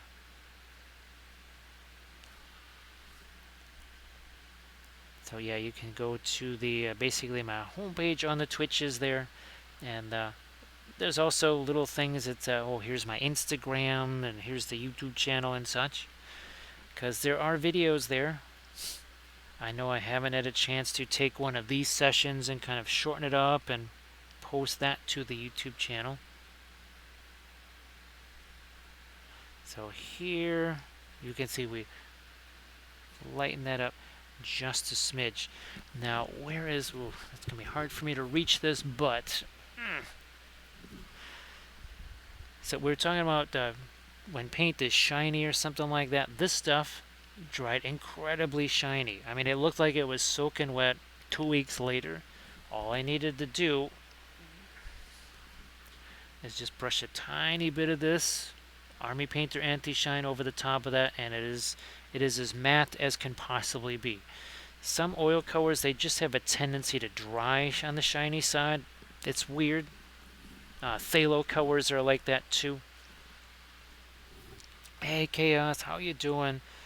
I know that you got some things going on that aren't the most fun in the world, so hopefully there's been some improvement there too.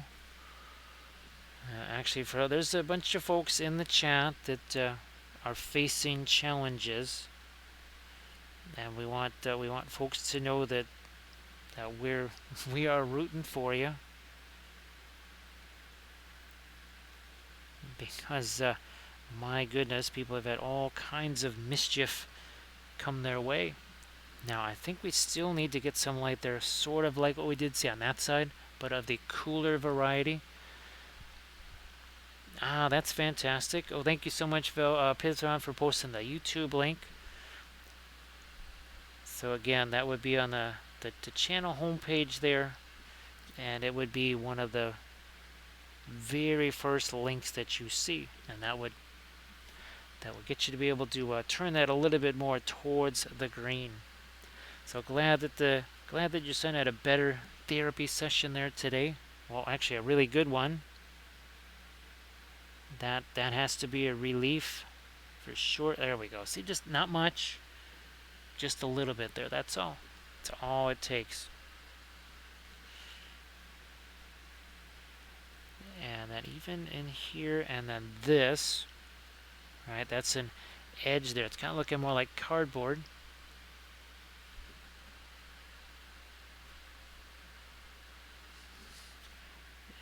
And there we are. So yeah, Chaos, we had a whole bunch of folks that, well, we had a hype train too. We had ourselves a hype train.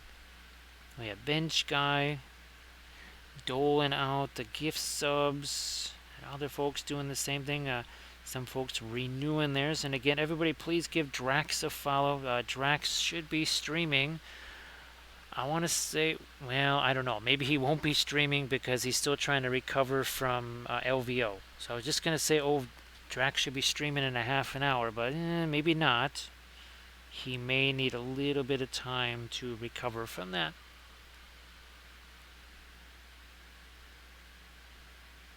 And yeah, here, what the heck? Well, hit this. Why not? Again, that's just tree bark. Just simple tree bark. And again, look at that difference. There you go. Big difference, right? And of course, 2 hours, 21 minutes ago, both of those figures were just primer. Went from this to this in 2 hours, 21 minutes. And of course, we'll only get faster at these things because now I think by tonight we'll have 5 of these things painted up. Right, we'll have 5 of them all painted up, so yay for us. And we'll be well on our way to a War of the Last Alliance army. And I guess, well, we'll have to certainly paint up a Sauron figure. We have lots of Barad-Dur stuff.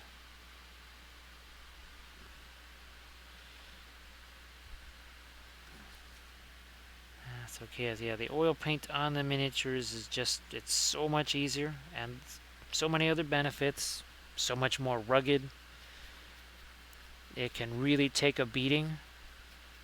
I mean, there's a reason why they used to paint cars and houses, especially houses and buildings, with oil paints and not acrylics, because they didn't want to have to be repainting them every 3 weeks. That is a huge advantage. Also a price advantage. Ultimately, they are far cheaper. That's for sure. Now here, okay, we'll set him aside. Let's start to get some of our lighter oranges on this now. Let's head in that direction.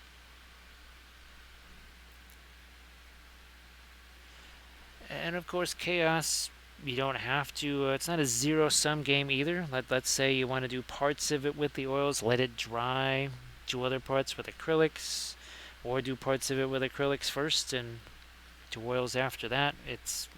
All those options are just fine. Even you can even let the oils dry intentionally and then come back into them and do glazy things with the oils, almost like you were using acrylics. It's very, very flexible. I really want people to be able to enjoy that flexibility where they're not kind of just stuck with one thing or the other. And of course, with the oils, the important thing is to not think about layers. We didn't really do much mixing here. We're pretty much just taking this light orange and we're just slapping it on there. Here's some of our red now. We'll just slap that stuff on there. And then we can take another brush and just sort of blend that, right? Using our blending brush. You can just use whatever there. Oh, geez, Yesic. Holy smokes, Yesic, it's been a long time. It's been a very long time. Sorry that there was that downturn, of course. Don't want to hear that. So Yesic, it's a fantastic solution. All it is just a piece of parchment paper that is clipped to a piece of cardboard. And I can show you in just a second. We're doing a little bit of blending brush stuff here. So as you can see, no layers, right? Hashtag no layers. So there's our piece of parchment paper. And here's our piece of cardboard. I strongly recommend the parchment paper that you get in flat sheets, not the rolled up stuff, because it's always going to want to be rolled up. And all I do is just clip it again to this piece of cardboard. When I'm done with the palette, I just chuck it in the garbage. Cardboard stays behind. As you can see, the cardboard sort of absorbs maybe a little bit of the, if there's a little excess linseed or something like that, it can absorb some of that for you. So yeah, all you have to do is again go to the home page, right, of the channel there, and there is a box that says donate to the channel, and that should appear in the fund over there. Thank you so much for that follow. We have a new little hobbit that's going to join us here. Gandalf loves all his new little hobbits. Thank you so much, Scrumptious Potato. It's like, wait a minute. So you're not going to complain about Sam Gamgee being the true hero of the story. Is like, so the guy that walks around saying potato is the hero of the story. I died, dude. I'm supposed to be like immortal. I die. He's the hero. He gets taters, and I get a white robe.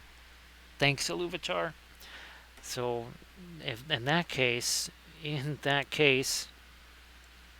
scrumptious potato. There's potatoes, boil them, mash them. He's like, a stew sounds really good. Are you gonna make a stew? Like, I mean, for all you guys? It's like I kind of just cooked for 3.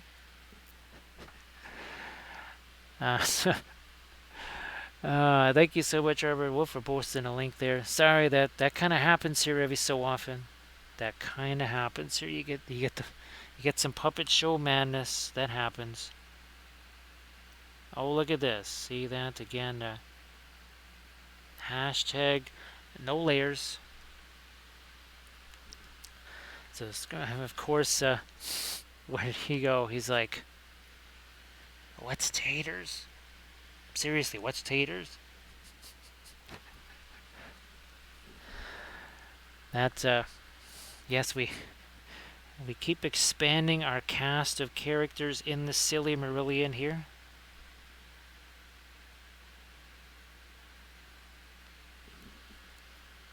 And, I can't wait to get an Elrond painted. Oh my gosh. We did have temporarily an Elrond figure on. I think it was like a Reaper one or something. But Elrond is the grumpiest elf in all of Middle-earth. Can you imagine? You think Gwahir has a bone to pick with Gandalf. Well, here's news for you. Elrond ain't so happy with him either. So Scrumptious Tato says that taters are precious indeed. Taters are precious. Yeah, Chaos, it's something that we did it in the beginning years ago because we thought, well, that's how you're supposed to do. That's what they told us, so we did that.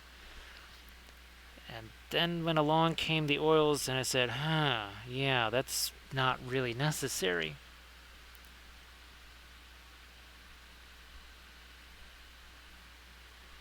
So Yesic, it's been a while since I've had a chance to use those flow. That's what they're called. Yeah, the scale 75 oils there. It's been a while. I really want to just kind of make videos combining them with other ones. Of course, it's hilarious. Where's my... their Aureliolide yellow is basically Brilliant Yellow Pale. So that was kind of funny to see an equivalent of that in their stuff. Oh no, let's get some lighter stuff going here on our lava, because where's our example here? So you can see how we not just lighter, but we also have the little dark shapes in there. So that's what we're looking to do here. Oh, thank you so much, Scrumptious Tato. Now we do just a bit of object source lighting here on the channel. It's kind of an obsession, I have to say. And all kinds of object source lighting, of course. Now, I'm going to get a little bit more of maybe the radiant yellow in there.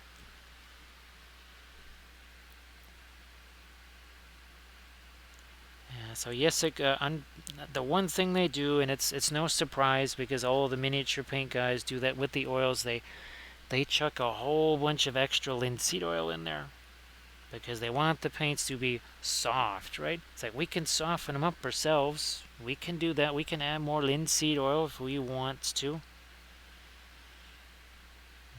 We don't need them to do it for us, but they all seem to want to do that, don't they? So thank you so much, Bithron, for doing that clip. Sorry to keep you so busy there. It's one of those clip after clip sort of evenings. Couple more lights over here. So yeah, Yesik, and there's really no staining colors in that entire set. We tried. I thought maybe the Salo Blue might have some, and obviously they try to get a little bit adventurous with some of the names. But I thought there was even a part of me that wanted to try and almost do a little bit of a comparison video, paint the same figure with the same color scheme, but maybe do that in a one in the scale 75 and then the other with our regular artist oils.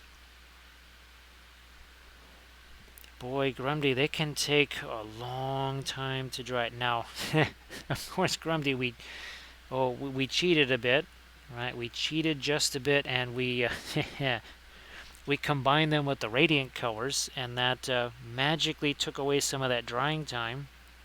So there is that possibility, but otherwise,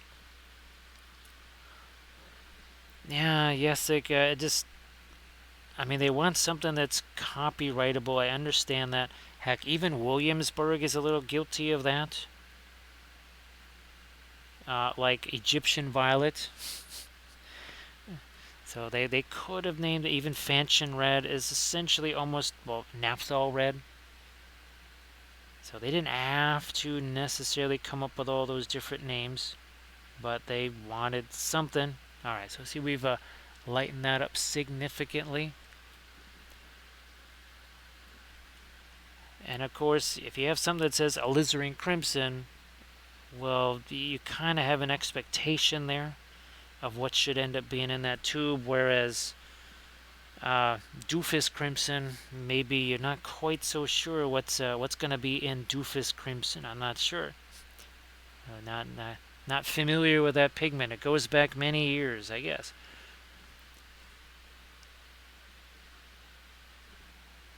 Yesik, it's actually been a while since I've had a chance to utilize the cadmium paints. Well, speaking of which, we used to use it a lot for object source lighting. Cadmium orange, cadmium scarlet were very nice. But once I was able to make my own fluorescent oil paints, that kind of changed things. Being able to make my own, for sure. So again, we're just no layers there. We're just letting that stuff mix together there.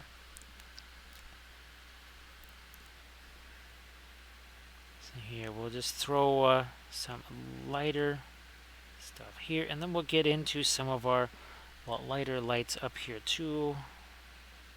Let's get some orange up here.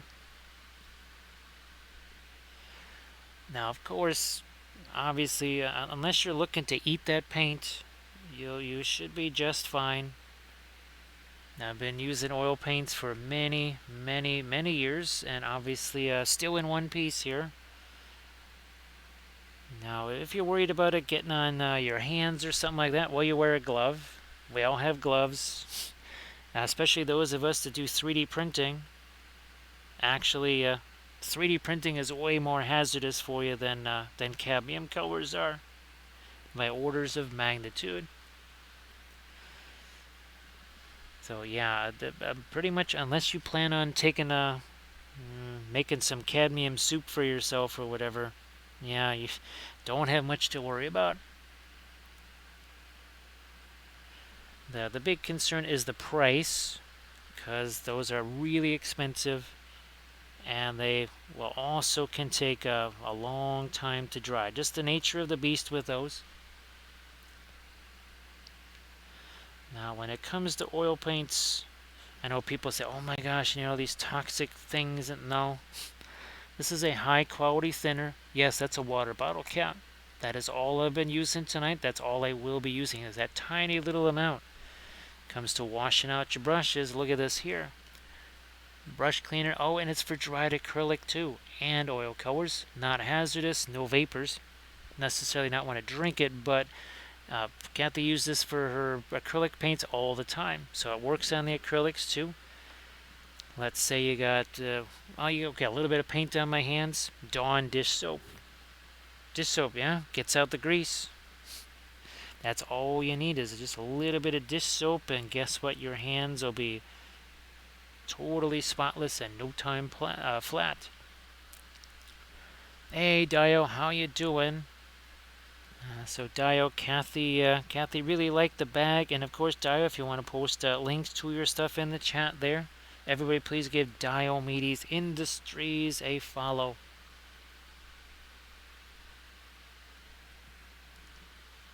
Now let's see. So Dio, I'm thinking, well, I mean, this is practically the spitting image of Dio right here, so we could do this. Yeah. I think this is how Dio actually appears on the Pyro Club right here. And again, that's with no filters or anything like that. Now, of course, Dio pretty much has to shave before every appearance if he wants to look like that. But I think it's pretty darn close to Dio's actual appearance.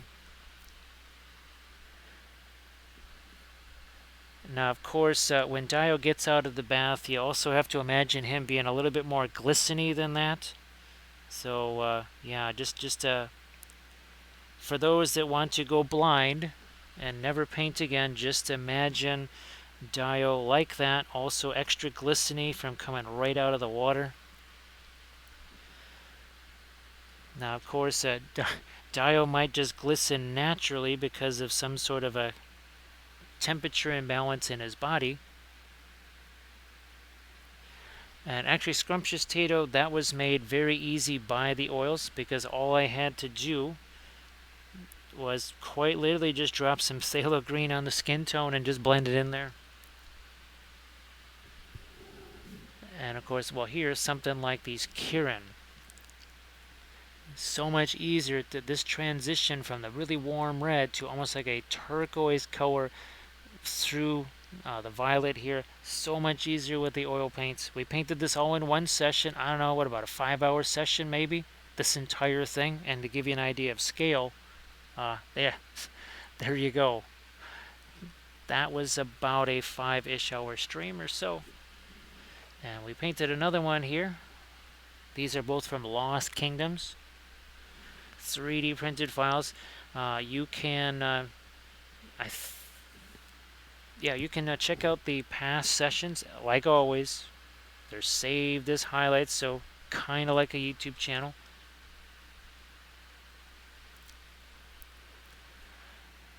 But Grumdy, that one was pretty wild, wasn't it? Was there, 10 of us? Well, technically, I guess 11 of us in there. And we used the same 6 colors, and yet 10 different people came up with 10 very different combinations, even with just those 6 colors.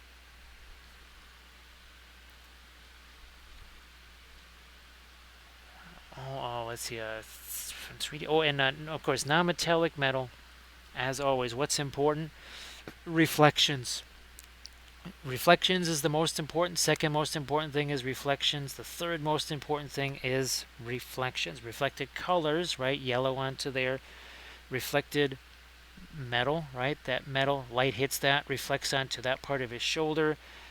Reflecting horizon lines too, that's also important. So metal reflects its surroundings.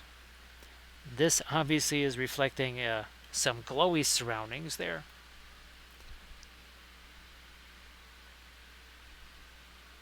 So Danny M, it should show up here, and you should be getting a shout out there. So yeah, it definitely should be given some sort of sound there, and it should have also your name should be appearing on that little scroll right there. It should be showing up there. Landrast, you should do it, I would say, at the beginning, at the middle, and probably the end. And then everywhere else in between. Wouldn't you say, wouldn't you say there, Landrast? And again, the oils are fantastic for any kind of object source lighting. This is a homemade magenta fluorescent oils right there. You can see that's a warmer color, right? All of these colors are much cooler and grayer. These are much warmer. And of course, it's fantastic for all things freehand. Makes it so easy because you can make adjustments to it in no time flat. Landrast, and then when you're done with the reflections, the next thing you need to do is add reflections. So once you've finished adding a bunch of reflections, you should add more because metal, right? So Scrumptious Tato, I don't really have a Discord of my own. There is something that is set up, and that's where people can kind of talk about the oils and such and ask questions. But I also have my Instagrams, I got my YouTube channel, and also post lots of things on the Facebooks. I just did an Instagram post earlier today with our fabulous Treebeard figure.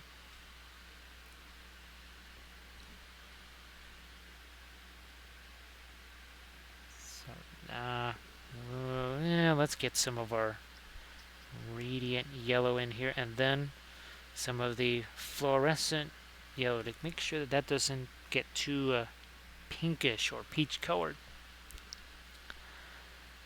Might even go a smidge lighter. That's a brilliant yellow pale we just mixed in there. That's for down here on our lava stuff. Maybe I just need to go a little bit thicker. And that is another difference with the oil paints. Thin sticks to thick and vice versa. That will take a little while to get used to. And again, less is more, and more is always way too much. That's why we do the whole dry brushy thing, right? Oh, this is a good time to show this here. All right. So you can see how this starts to develop, right? There's our, not too long after the pre-glaze, you can see we're starting to add some of our lights. And then here is where we've added the darks and the lights to it. That's the next thing that's going to happen to this dude in the middle right here.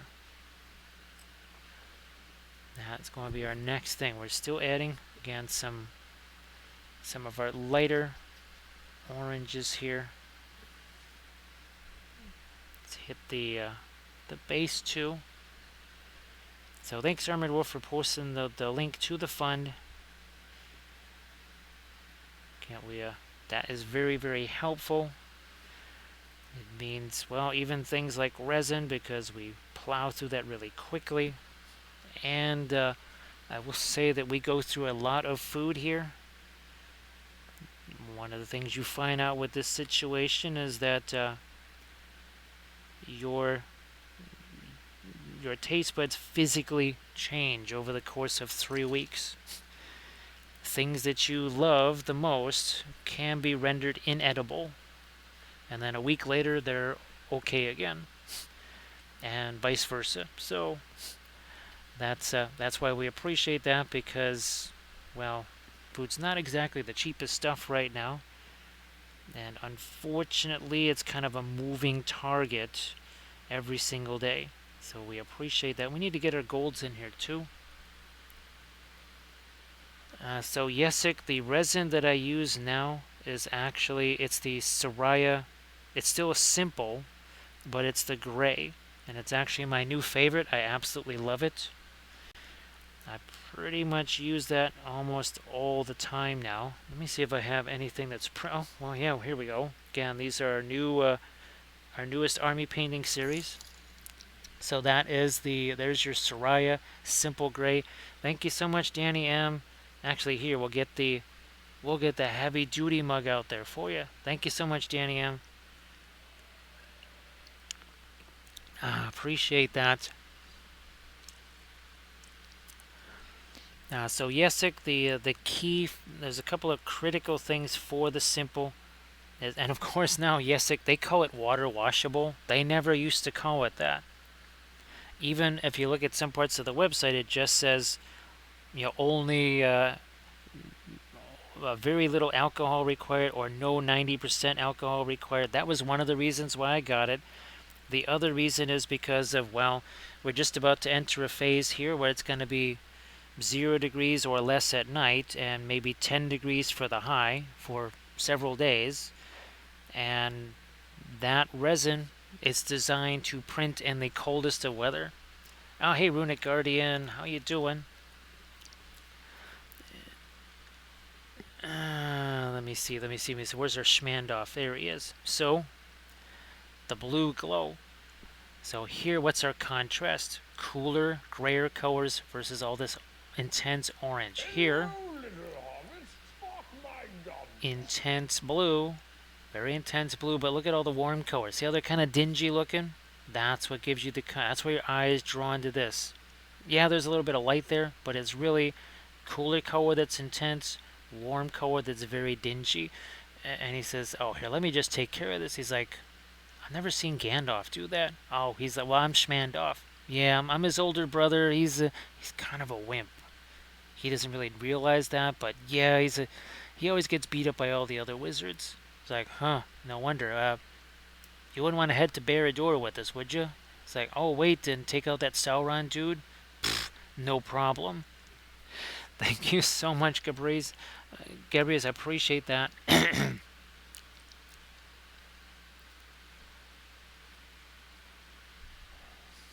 So Yesic, we have a whole little system for down in the basement there. I actually heat up the resin.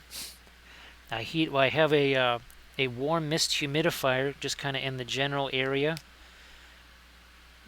and then we basically I'll take a little space heater thing, heat up that resin, get that into vat, and once you get that going, it kind of warms up itself, doesn't it? Kind of keeps itself warm. So Scrumptious Potato, we've been painting the miniatures since basically 2000, so 23 years of doing that. Long before I ever did the miniatures, we did 2D art, and well, we've had a chance to start doing some of the 2D art again. And sometimes it's more Lord of the Rings theme, sometimes it's more of a wildlife theme, and sometimes it's more of a spacescape theme. Here we go. There, a little bit of a spacescape. We painted all of these things on stream, and again, you can go back and check out all those past sessions. So yeah, Yesic, all I need to do is just kind of heat up that area a little bit, and it's just fine. The problem is the rapid temperature changes. So it's not unusual to have 50-degree temperature changes in a day here, or while you're printing. And there's really no way to mess it. Also, too, in the heat. So it's just, again, it's a combination of the I don't need to use the 90% alcohol, which is not always available. Well, it's more available now than it used to be. Now, Yesic, remember how hard sometimes it was to get a handle on that stuff?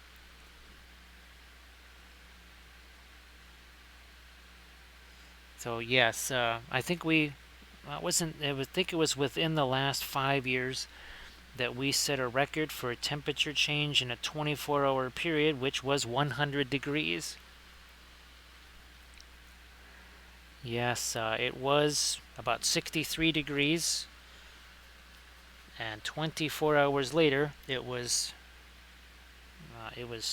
basically 43 below with the wind chill. And yes, wind chill is real. Oh, it's very real. Because if you're out there when it's only 10 degrees and you got a 40-mile-an-hour wind, well, I was out there today. It was 10 degrees outside, and there was people out there in shorts because there was no wind. I'm not kidding. There were 2 people I saw walking around outside this windstorm. They were walking around in shorts. Hey there, Arathu. So Yesic knows all about that. And Arathu does too. and so does Armored Wolf. So we have 3 folks in the chat that are well acquainted with what that ye old wind chill can do. So Arathu, how you doing? I think Dio is in the chat there too. And of course, I don't know if you saw, we had the spitting image of Dio here in the chat, that mermaid figure. Again, it probably looks more like Dio than Dio does. Hey there, War Shadow.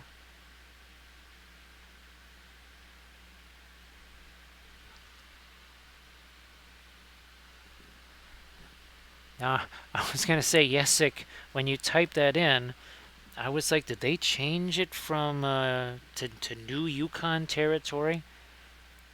But Northwest Territory sounds a whole lot. That sounds more like what I remember.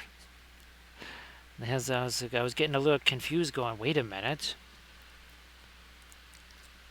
Now at Arathu, did you head down to the Netherlands again this last weekend? Because I know it proximity lets you just kind of stroll on down there and then get back up there for Monday. So yeah, now my brother, he lives in Denali, like literally in Denali National Park, Alaska. So he's definitely familiar with some wind chills there. Scrumptious potatoes from New York.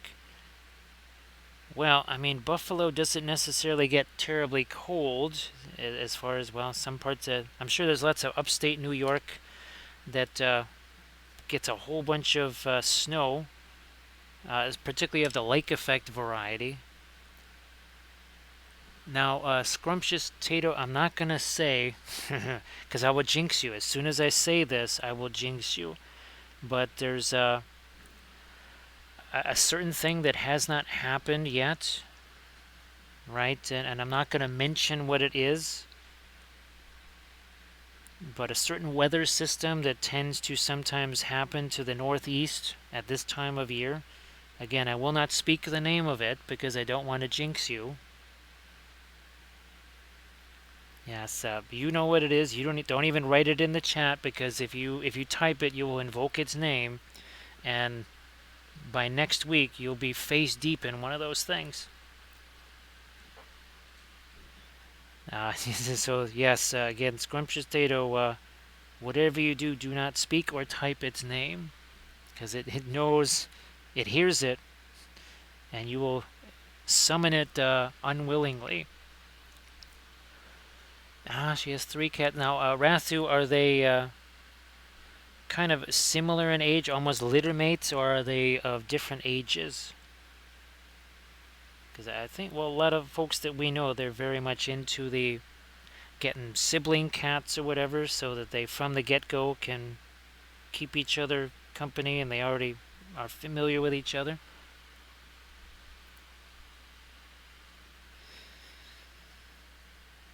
Alright, let's get some skin tone on him now. Just real quick, nothing fancy there. I'm going to let the indigo mix with that, because now it gives it sort of a greenish look. Now, let's do this,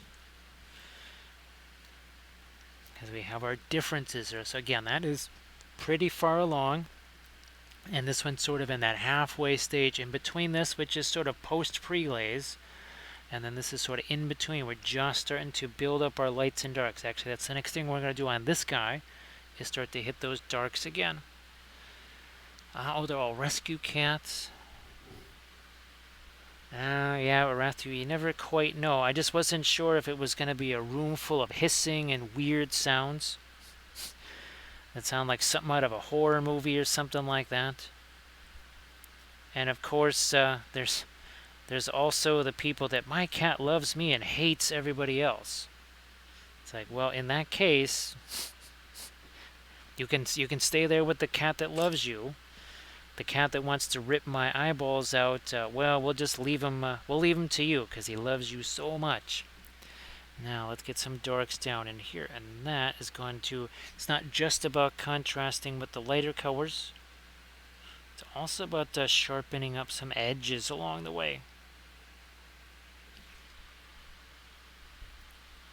Well, thank you so much, Tea Kettle. Appreciate you being here. And of course, everybody, please give Tea Kettle a follow.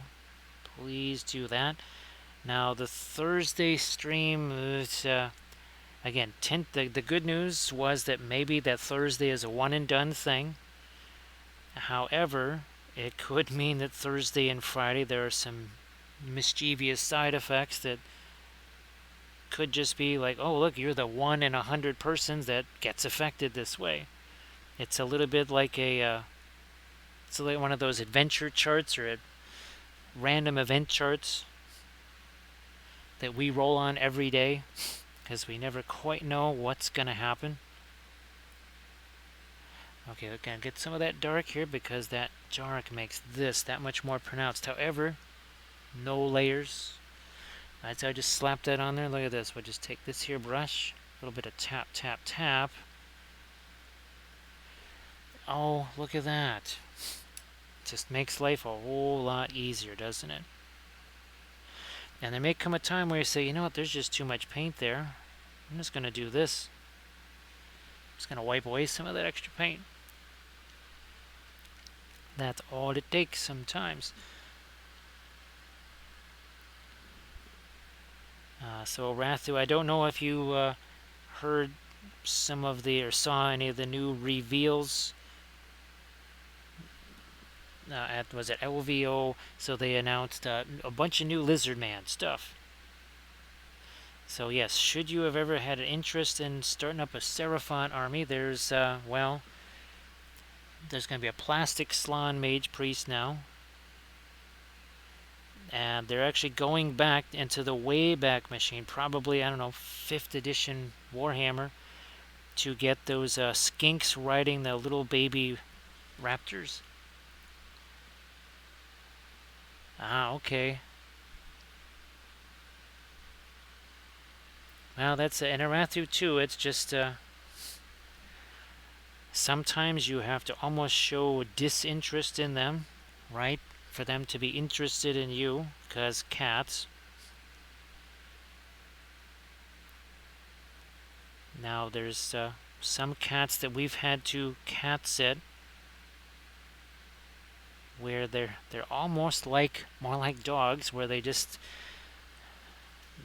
playing with toys of every kind, even some homemade toys and stuff. Those are always very fun.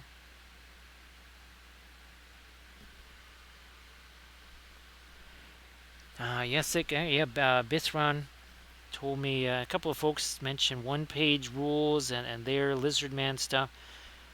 Now, of course, I'm sure you've seen me painting the Arch-Villain Lizard Man stuff. They have 2 Agama Rising releases now. Basically, every year they kind of do a second and then maybe a third release on a theme. And then I just was printing out a whole bunch of Titan Forge Lizardmen. And wow, they are incredible. Absolutely fantastic. And apparently Lost Kingdoms they're going to do Lizardman this month also, or February. Which is hilarious because I was just, I started up 2 Lost Kingdom series, one on Big Hats, so Chaos Dwarves, and then another one on those Medusa, the Daughters of Cain. So Arasu worried about losing that Slaanesh cred right there by dipping into Seraphon. Yeah, that's not street cred, that's Slaanesh cred.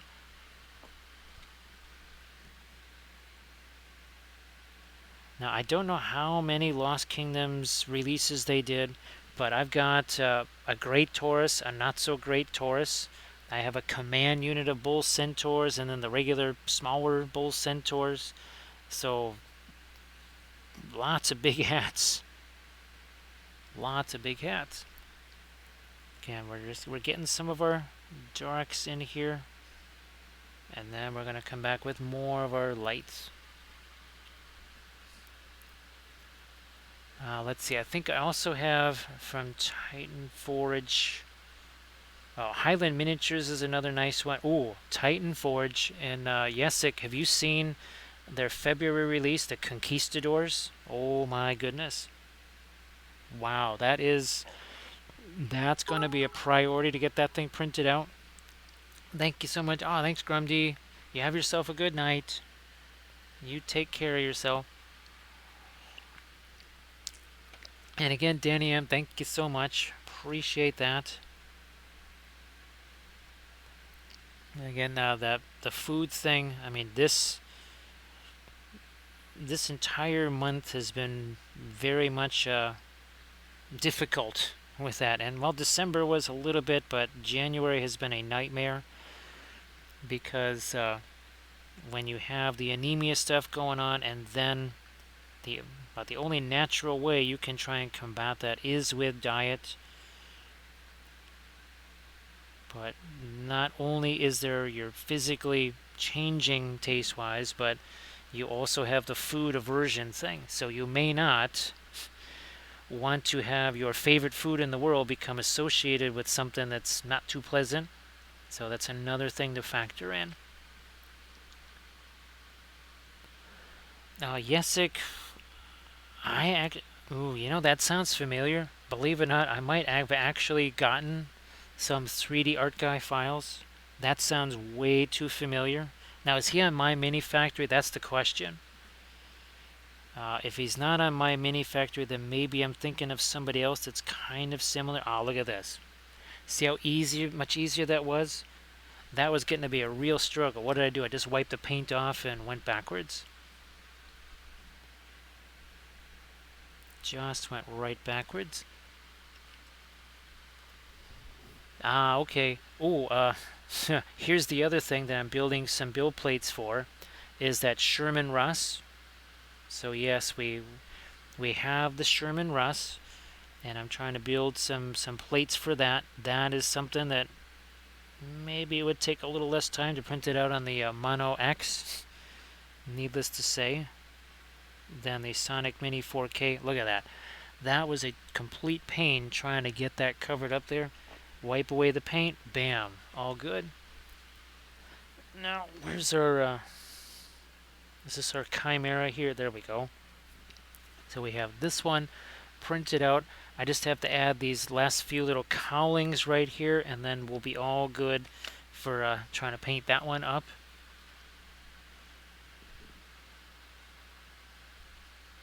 It's so funny, Yesik Davale, speaking of Davale, GW especially hates them, which is funny because there's a bunch of other digital sculpting guys that have done way more armies of Middle-earth than him, or them. Now, they, of course, try to have some differences in how their sculpts look. Now, Arathu, I guess it kind of depends, because not all sherbets are the same. Sometimes they have like one weird flavor in the sherbet. Now, of course, Kathy loves orange sherbet. That's one of her. That's like her favorite. That's actually kind of the only sherbet that she'll eat, actually. Now, orange sherbet's good. I'll take orange sherbet as well.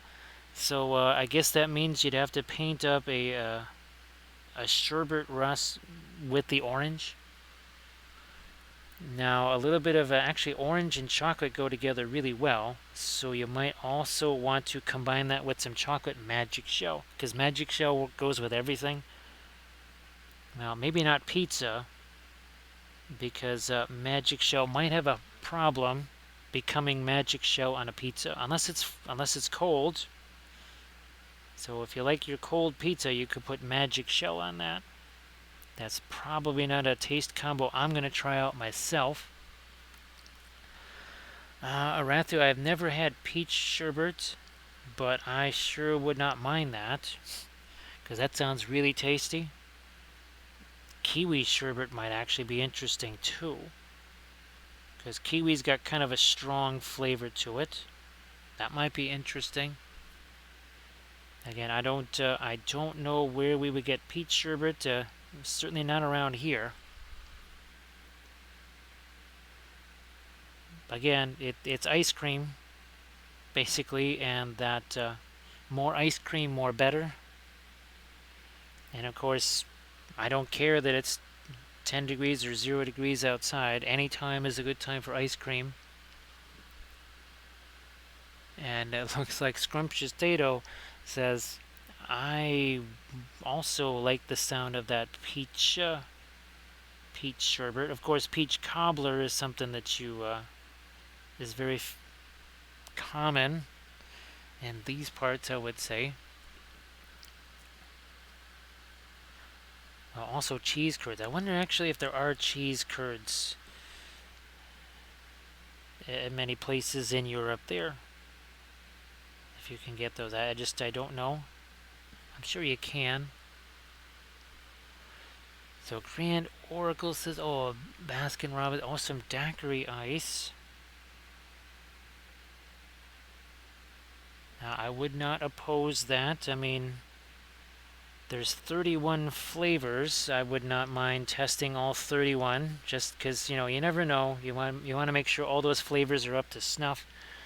So, yeah, I'm game for trying all 31. The anchovy flavor, I'm probably I gotta say that won't be my favorite. Not really big into those at all. So Grand Oracle, it's not fully medicated then. It's like the NyQuil flavoring, but without the menthol in there. Thank you so much, Arid. Speaking of medication, here's a little right there. Thank you so much, Arid. Appreciate that.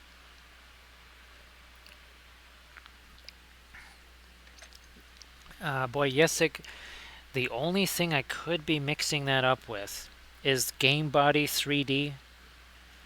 So I could be just, for whatever reason, spacing out. Well, yeah, I'm not surprised given the sleep patterns here. Yeah, well, Grand Oracle, you could always add the actual medicine to it. Right? You could add the actual medicine and it's twice the fun. So thanks, Jessica. Yeah, I'm sure I've either seen it or maybe even have one or two of the files along the way. So Arid, oh hey Arid, if you wanted to share your Pinstagram, sorry, I know you did it earlier, but it's been a long time. It's been a few hours since you last did that. So yes, I'm well glad that the oils have been working out for you, because boy, they really are so powerful. It just never ceases to amaze me what they can do. Now again, see, we're getting closer to this one right here. Alright, you get the edges are getting sharper. There's a little bit more crispy things going on here. You need some more lights on the close there. That's some indigo and some brilliant yellow. Pale, obviously cooler colors here because it's not pointing towards our lava or anything like that. And I guess it might even be blocked by the rocks there too.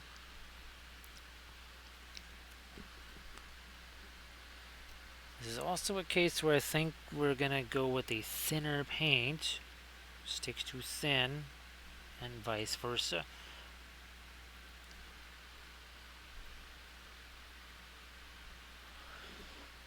Yes, there's I was just talking about it earlier. It's from, I almost said Cults 3D.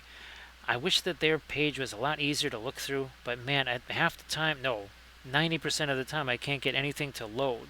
Right? You just get the spinning wheel of doom. So yeah, that's not too handy when you're trying to look through, look for files there. But CA Sculpts, they have a fantastic new sculpt, and I think it's going to be an interesting topic for sort of a much more muted set of colors. I mean, it's not exactly grimdark, but definitely darker. Somewhere I've got to find those 3D printed Space Marines that I did.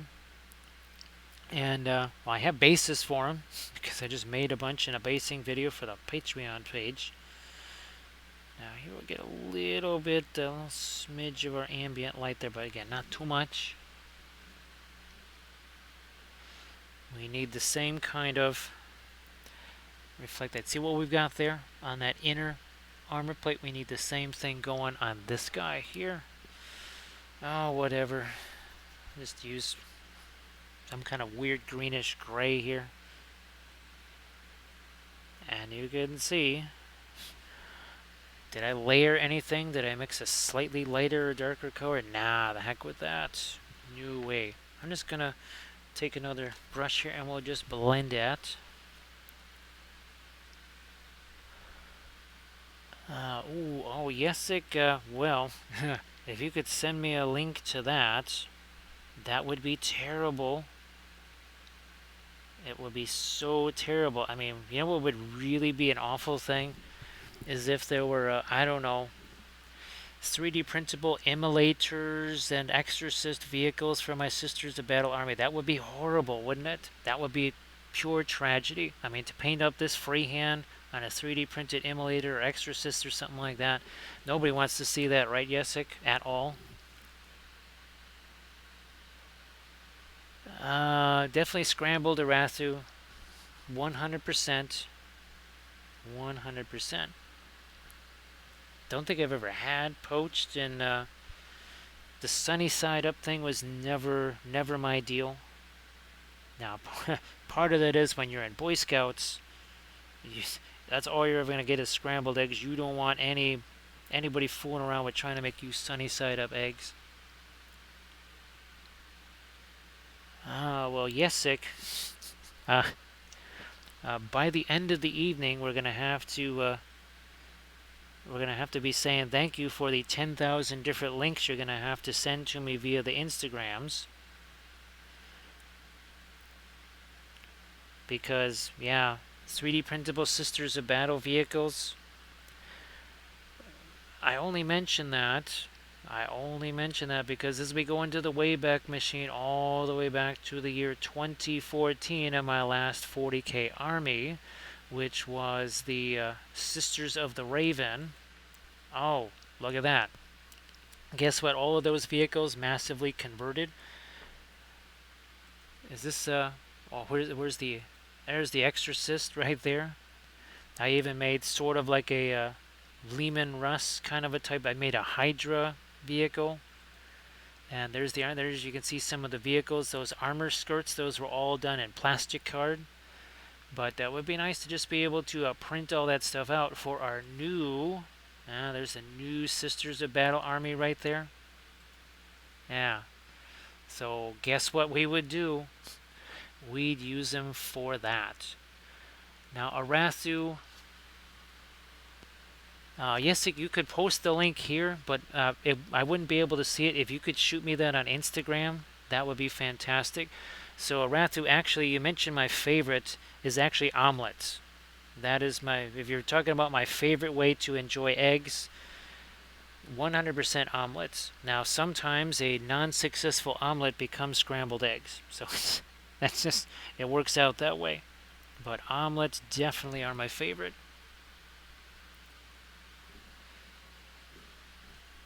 So hands down, we love the omelets. Can't get enough of those. The problem is that eggs are about $75 a dozen now here, so we don't do too much with the eggs anymore. Oh, why don't we get some darks on the fingers here? And then we'll come back, lighten those up. Of course, fortunately here, no mold lines running through the hands. Side benefit. 3D printing.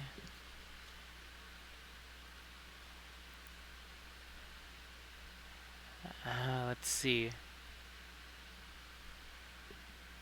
So yeah, that sounds really fantastic, of course. Alright, so see that we sharpened up that edge, getting that little bit of dark there. And that's what we're doing all around this thing, trying to find some nifty edges, sharpen some things up here and there and here. Yeah, right. A Night Whisper, because you can put anything in them, right? And you can put the meatses, the cheeses, the veggies, the whatever's in there. And of course, 5 meat, 5 cheese omelet is that's a good start. That's off to a good start when it comes to omelets there. Yeah, Rathu.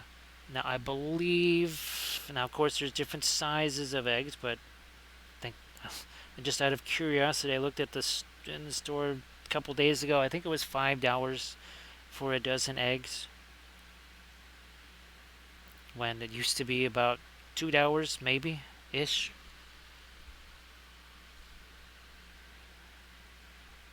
I mean, again, love me some omelets.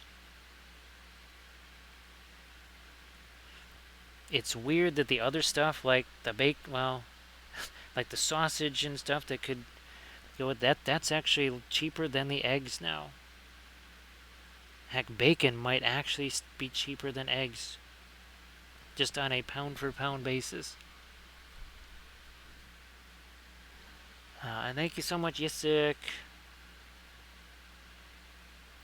I just, I think it was because of, printing out, doing the files for that Lehman Russ there. I kept thinking about those Sisters of Battle vehicles that I did back in the day and thinking, I wonder what's available.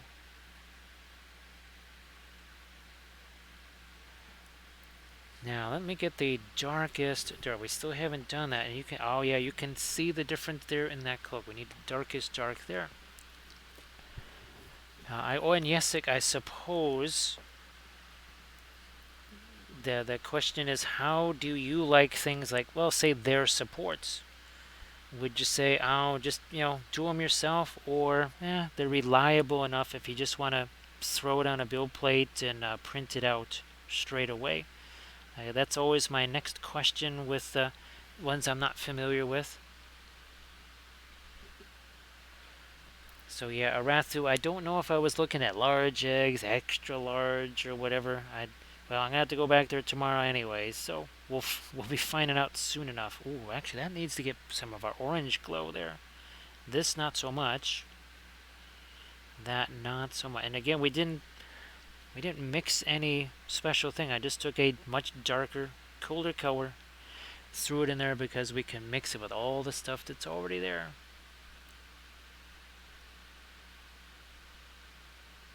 Well, yes, that sounds fantastic.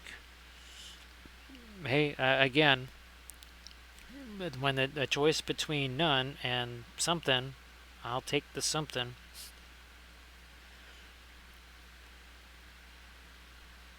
It would make for a very interesting set of painting videos for sure.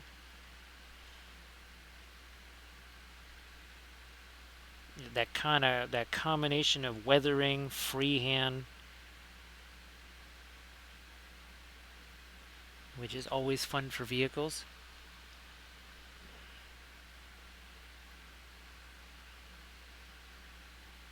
Yes, well, that sounds fantastic too. And of course, well, gee, we could paint it on stream. And now, of course, I know that schedules being schedules, it might not be the easiest for you to be in the chat.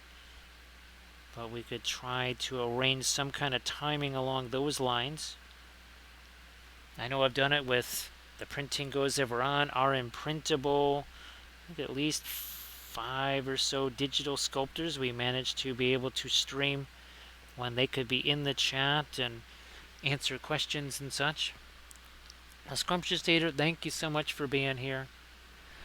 Thank you so much. And again, if you want to watch any of the old sessions, like actually Samwise being painted up, he's right there. Just look through the highlights and just look at the thumbnails, because obviously I can't put them in playlists like I can on YouTube. But yeah, if you want to see Samwise painting up some, making some taters, chopping up some taters with his fabulous little dagger there, that would be fantastic. Now, we really have been able to get down to some of those nice rich darks there, because look at this. wasn't long ago, this is where we were with this guy. So 3 hours and 20 minutes ago, these two things were just primer. There was not a drop of paint on either one of these guys. That's, again, the miracle of the oil paints, of course. Yesik, that would be fabulous. That was the only... I never actually saw either the old Exorcist or the new Exorcist in person. So much less have a chance to paint one. And of course, well, I think Inquisitor Karamazov, Yesik, wasn't that in the old Witch Hunter army? Because again, this is the 4th edition Grey Knights player who used to play Witch Hunters. Well, Demon Hunters, sorry. Demon Hunters, not Grey Knights. But Inquisitor Karamazov, yeah, I always wanted to paint one of those. Dismarius, how you doing? Thank you so much for joining us here. It's Tuesday morning here now too. So happy Tuesday morning to everybody except for those of you on the left coast or in Alaska. Scrumptious, yeah. There's plenty of Lord of the Rings stuff, but there is less Song of Ice and Fire. Well, here we painted basically 2 units of the cavalry from the Starfall. What is they? The Martells. Yes, the new Martell faction with the sculpted sand dune bases and the 3D printed palm trees. Thank you so much, Dismarius. Boy, there's just something about an entire army with the object source lighting that's so much fun. I mean, here, now that we've got... let me get the 2 that we're working on here so we can keep those. Say, we actually have 5 of these. I can't get all 5 of them in my hands, but once you have a whole table full of those guys, right, that's going to be really fantastic. Now we're going back in here, looking to do some sharper edges, like this one here. See, that got a little bit out of place. There we go. We just sharpen up that edge just a smidge. And Dismarius, well, we'd like to do this. This is going to be... Actually, here, let's do these 2 in comparison with each other. Right, so the color is so critical here because we can make this object source lighting darn near disappear. Right, it almost doesn't look like there is any object source lighting anymore. Even on that shield, it almost looks like just ordinary reflected light. And let's bring in another thing here that also can demonstrate that. So here, watch what happens to this guy and, well, both of our guys here. When we bring back that color, poof, all of a sudden object source lighting appears because cooler bluish grays, kind of greenish gray there, but then that same really hefty, very intense orange for the glow. Yesik, that would be fabulous. Oh, now I did print out some Eldar figures because people have been asking for an Eldar painting series, and these were, I have to say, they were pretty good. I might almost try to print them out again, just I don't know, to get some slightly better results. I only just started using the gray resin. I think half of them are printed out in the gray, the other half are printed out in the smoky black. Now this needs, there we go, much better. We also need some of our light there. This needs to be reinforced here.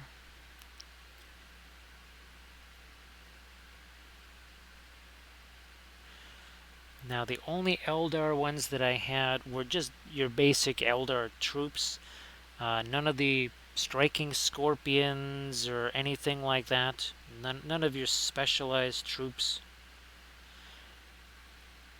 Now I'm starting to wonder if there's, well, I'm sure somewhere there are 3D printed Harlequins.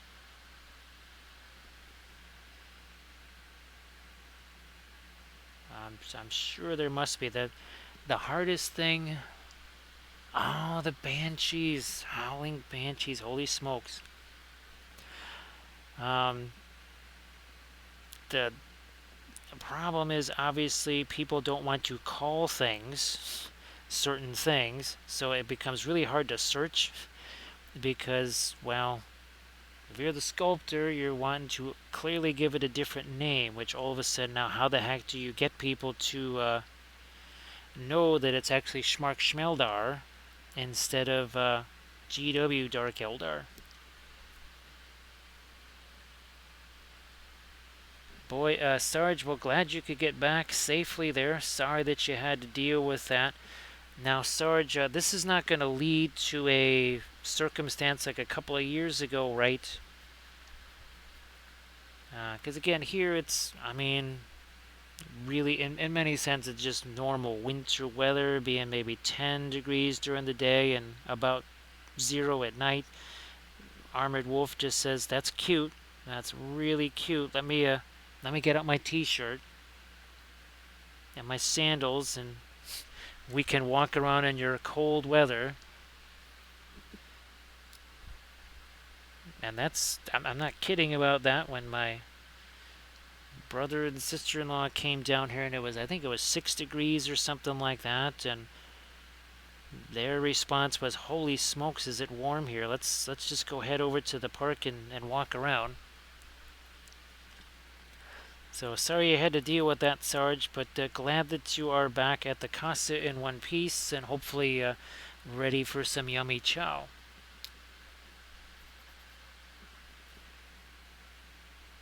Again, it was a little bit, there we go. That's even though it's metal, it's far enough removed from our light down here that we kind of needed to get something a little bit more of an orange there.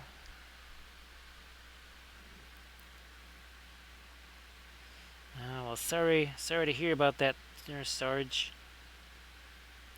I know that Arkansas, got 5 inches of snow the other day.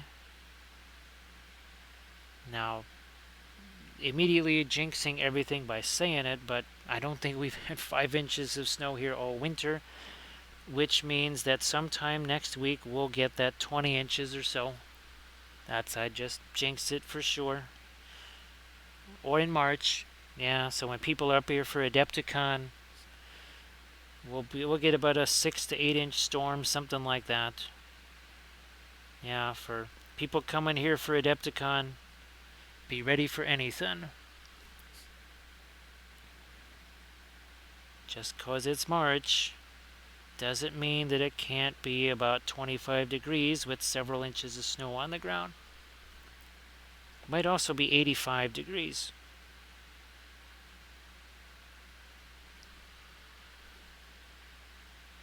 If you think I'm telling a tall tale, it wasn't all that long ago another one of those records. Let's see, St. Patrick's Day, it was 89 degrees. The next year, St. Patrick's Day was 24 degrees and about, 3-4 inches of snow on the ground. Nothing terrible, but a little bit different than 89 degrees on the same day. So be ready for both of those. Oh, and also everything else in between on the same day, because that's also happened. It has been 70 degrees and snowed on the same day.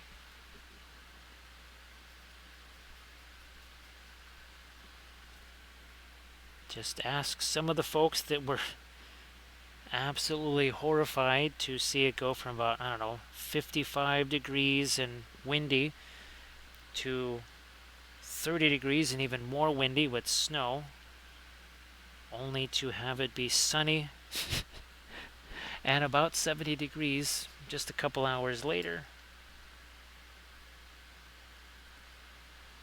Now up here, see, that's too much dark back there. I needed to have a little bit of our indigo, also a little bit of turquoise. And we're going to see what's already on that sword. So we're letting it mix together. Right, we let that mix together. We have a much more interesting sword blade now. Now let's go back to this guy. We have some lights to add in his hair. We have some darks to do on the helmet.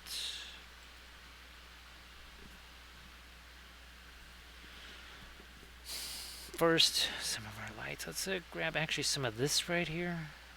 Even got a little bit of a radiant green in there. What the heck? We need some differences here in our colors. So these sculpts once again are from Davale Games. They're 3D printed. This is their January release. So if you want these guys, you've got a matter of hours to do so, because it's now January 31st. So Sarge is having some taco stuffed pasta shells. I would certainly take that. Oh, Sarge, I don't know. There was Arathu was asking about what people's favorite method of having their eggs, and of course I would always want them in an omelet for sure. So yeah, if you want to let folks know what your favorite is. I know at ReaperCon, right, Sarge, at the restaurant down there for the breakfast, I always would have an omelet every morning.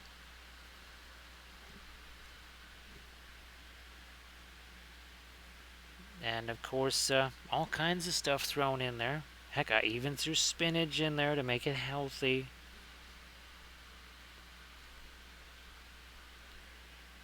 So Bithron votes for the scrambled eggs. Again, now I would, well, again, sometimes unsuccessful omelets just become scrambled eggs. No problem with that. Love me some scrambled eggs. Now, oh, Kathy likes a fried egg sandwich. That's something that she likes.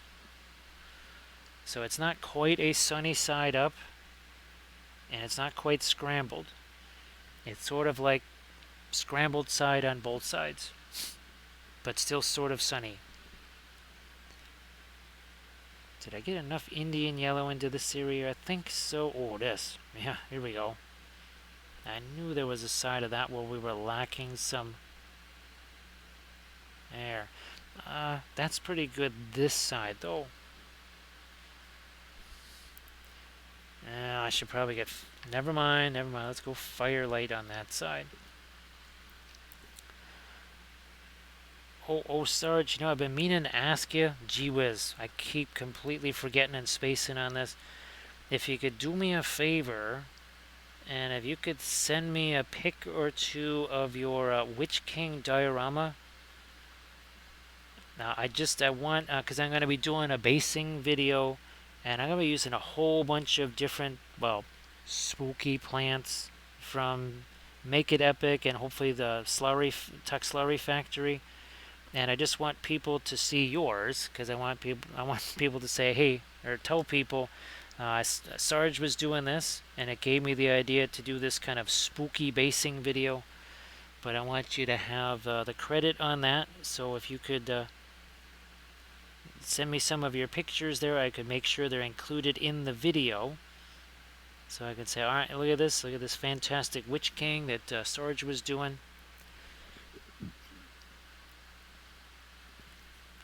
That would be very cool. Now the trees by Tuck Slurry Factory are much bigger. Actually, Sarge, I don't know if you've seen those.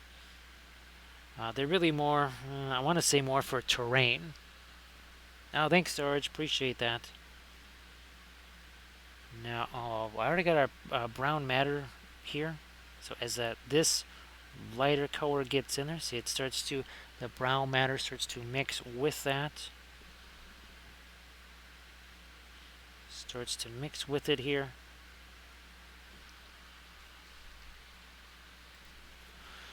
What about this? I thought so. I thought so. Some hair over on this side. Hello, little hobbit. Spark my gun. Thank you so much for that follow. We have a new little hobbit. Thank you so much, Aaron. And again, no shortage of Gandalfs. He's like, did you say you printed out another one? It's like, wait a minute. There's like one of me. There's how many of? Well, there's infinite numbers of me. Oh, that's right, because you keep dying to the Balrog. He's like, wait, what? What are you talking about? He's like, maybe don't go cross that bridge. He's like, you mean that skinny one? I don't even think a dwarf would cross that one. Thank you so much for that follow, Aaron. Appreciate that. Boy, Gandalf has many different personalities. There's angry Gandalf. There's party Gandalf. There's cowardly Gandalf. So many different Gandalfs. And yet there will be more. I still think I have some old GW Gandalfs that haven't been painted yet. So, yeah. Yep. There could be more Gandalfs. Because, 5 or 6 of them just apparently ain't enough. Ooh, you know what? Oh boy. Technically, see, that sort of blocks the light. However, we want more of an ambient light here, so we need to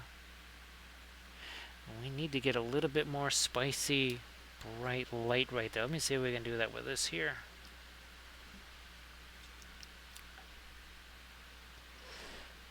Aaron has over 100 kits. Oh, and the original pewters. Now, where did she go? Where's my, I think she's up here, maybe?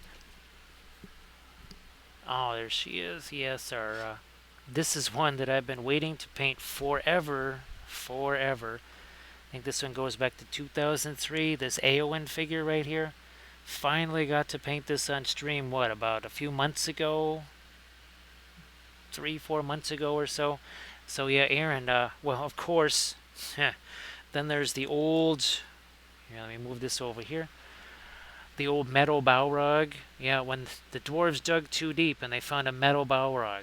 Oof, that's not the easiest thing to deal with, that metal Balrog. Holy smokes. And now, where is our... Let me see if I can find him, or is he too difficult to locate? But somewheres, I've got my metal, the original metal Prince Imrahil, yeah.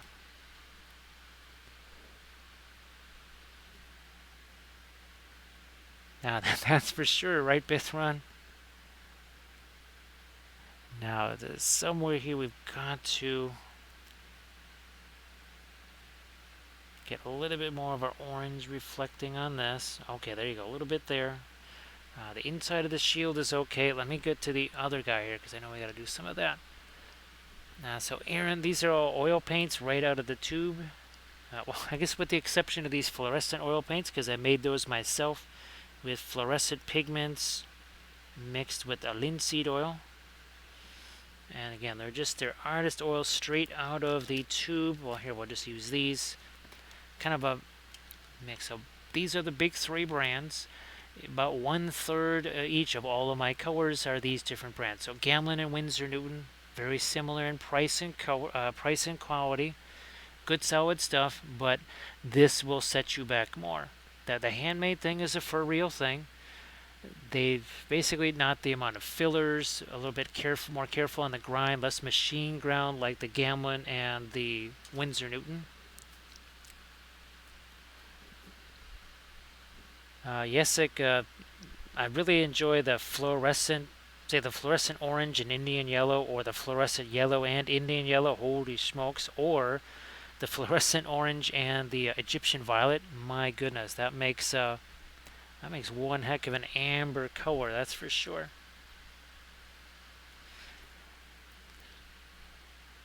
Now, that's what we needed right there. And of course, they work on everything, even terrain. So here's some of our Rohan terrain and we built tons of terrain on stream. So simple foam, some balsa wood. all entirely painted with the oils, just like our miniatures. Here's some, where's our, there we go. All painted with the oils, even the base and movement trace. Same thing here with the motto riders. Oh, look at the lendings and our wolves of Isengard. So Aaron, well, guess what? We also do traditional 2D art painting here, and we've done a whole lot of landscapes of Middle Earth. That's for sure. I think this is the latest. Yeah. So yet another Osgiliath painting that we did. That was really fun. So Yesik, there's several places. Green Stuff World has a whole line of fluorescent powders, and you can just go on Amazon. I think there's one at the company. I swear it's called Marblers, or maybe that's just the brand or something like that. But yeah, you can go on Amazon even and just type in fluorescent powders or fluorescent pigment powders. Same thing with the metallics, right?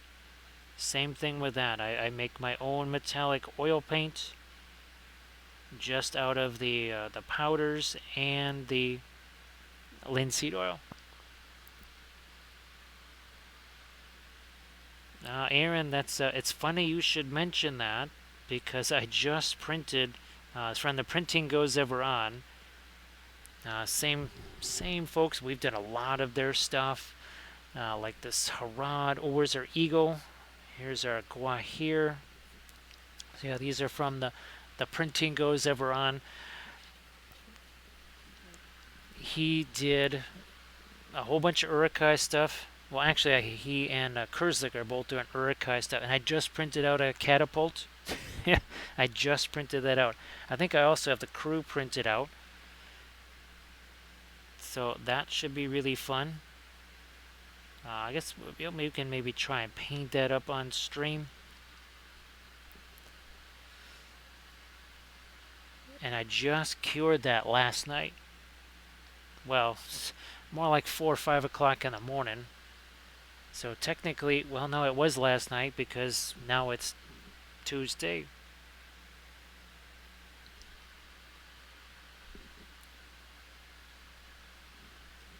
Just throw a little bit more of the orange up here, and then down here too. We need to. I'm gonna actually thin that down maybe some more, so that we can. There we go. See, now that's gonna stick. But I have to come back here, get some more. And there you are. The oils are a very, very different approach. We'll take something that's primed sort of a light neutral color like this. We hit it with all the dark colors. We wipe some of that away with the sponge. Then we start to hit it with some of our lighter colors. And then here we sort of work both ways, right? We added some darks. We added some more lights. And they get nice and crispy the way we would like them to be. So Sarge, I am still in the dark ages of 4K. In the down in the dark ages of 4K. And I think we're going to be there for a while because, well, that Mono X, right? That's going to still be 4K too. So I think we're stuck in a 4K world for a long time. Yes, so definitely look for. Oh, and of course here with those. So this is all done with the oils. This is one of my tutorial videos on the Patreon page here. Half of this is non-metallic oils. The other half is true metallic oils. Because this is so symmetrical, we just split them right down the middle here, and we did halvesies. And one half is non-metallic metal, and the other half is metallics. And all with oils, and the metallic oils are basically stuff that I mix to basically by hand with the linseed oil.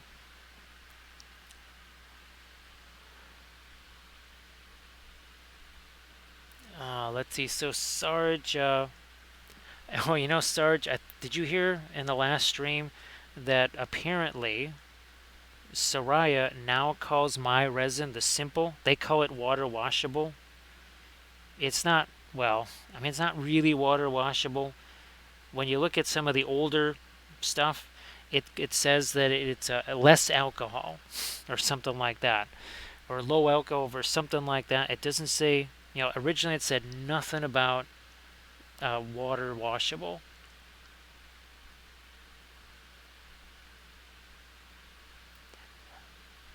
So Aaron, yeah, I've done a whole bunch of Rohan terrain. And we can show some of that from, and we did all this stuff on stream, by the way. There's the watchtower and the blacksmith. There's our windmill, an archery range. We did a stable, the not so great Hall of Erkenbrand, and there's more stuff that we'll be doing too.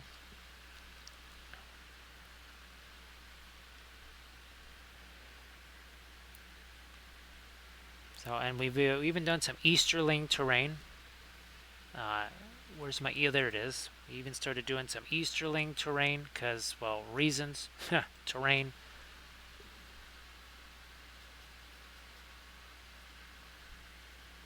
Now, geez, Bithron, I still have to that one, the Kickstarter thing there. I tried to do that one, and it wanted. Apparently, I wasn't signed in. It wanted password, all this other stuff that I don't remember what the heck it is. Last time I signed on to that was in probably 2014. So yeah, I don't remember what that password is. We'll have to figure something out there.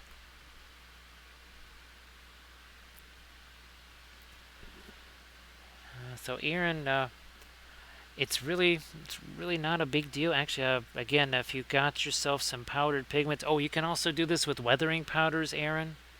Yeah, just take garden variety weathering powders. You can mix those with linseed oil. You got yourself oil paints, and we did that here. Yes. So that's weathering powders mixed with linseed oil, so that I could do obviously my mud effects and such. And the more powders you mix in there, even if you throw a little plaster in there, then you could actually have chunks of mud, obviously for things like your treads and such.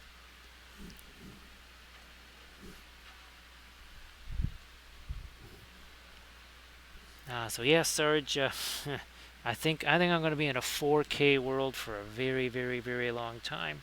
Now, of course, what an Anycubic Mono X printer. The last time I saw it a few weeks ago, I think they're $275 now. So definitely, definitely very cheap.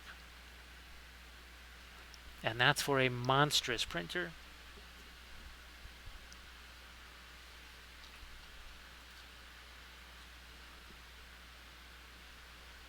Well, Yesik, I'm glad it is, because that is my one and only hope right now for any sort of larger scale printing. And I'm talking about terrain as well. Not square type buildings that I can make myself, but that sort of elven terrain where you've got sort of the treehouse look to it and all kinds of branches and organic shapes. Those are the ones that I want to print out on the on that Mono X.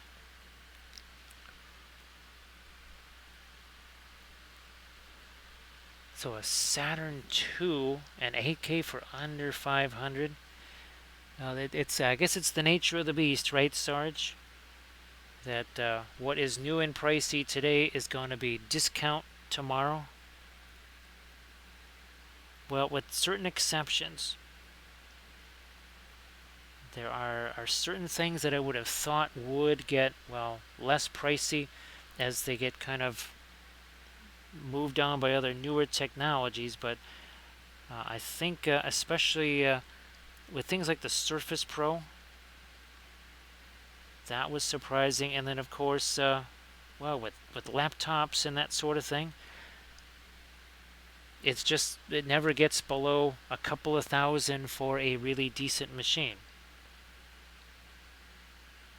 It gets more powerful than the last $2,000 machine, but there's never any equivalent.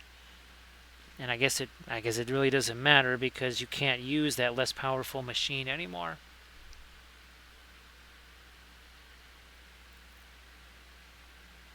And then Sarge, you used, oh gosh, what was that? The magnetized uh, build plate release system for yours, didn't you? I could swear that you did. Now here I'm just trying to break that up into some smaller shapes that we did on this one. Okay, I'm just trying to do the same thing there.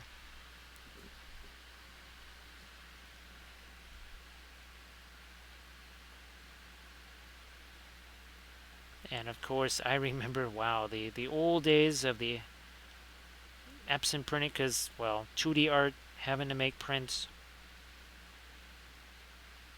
Ah, there we go. So see, so we're bringing in just some of those smaller, darker areas here.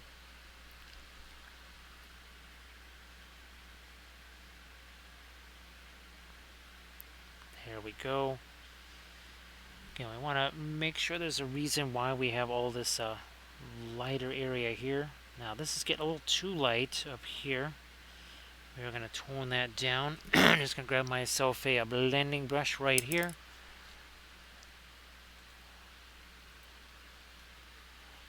Thank you so much, Aaron. Appreciate that. And of course, Aaron, if you want to watch all those previous streams, they're just saved as highlights.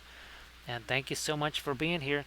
The next stream I'm supposed to do would be Thursday, more like at this time of night. Hopefully, I'll get to do my usual Friday and Saturday stream. And, well, the Saturday streams, well, as an example here. So, where's these? There we go. So, that was another group of figures painted on a Saturday stream. And, of course, here's some more stuff. We've got our, where did they go? Oh, here's my Candish army. This is another thing I wanted you to see. So my Candish army has 3 different color schemes. We're using 3D printed stuff for that. The old metal GW figs. And some those were some plastic Mongolian historical figures from Fireforged. So yeah, we're using 3 different figure sources. I mean, holy smokes. Hey, Box, how you doing? So yeah, Aaron, three different. Where's my one of my chariots here? There we go. Here's one of our chairs. This is a 3D printed one. Makes life a whole lot easier. So that's from Midbury Miniatures right there. Boy, does that make life easier. Well, let me see. I'm going to guess that it's a little bit after 1 o'clock in the morning because I see a surface tension painting in the house. Hey, surface tension painting, how you doing? I don't know if you have already walked the Greyhound or not. But, well, if you got to go do that, we'll say hello. We'll also say, everybody, please check out Surface Tension Painting's Instagram there. So Surface Tension, if you're going to go walk that Greyhound, if you want to post... If you want to post some of your stuff in the chat there, that's fine.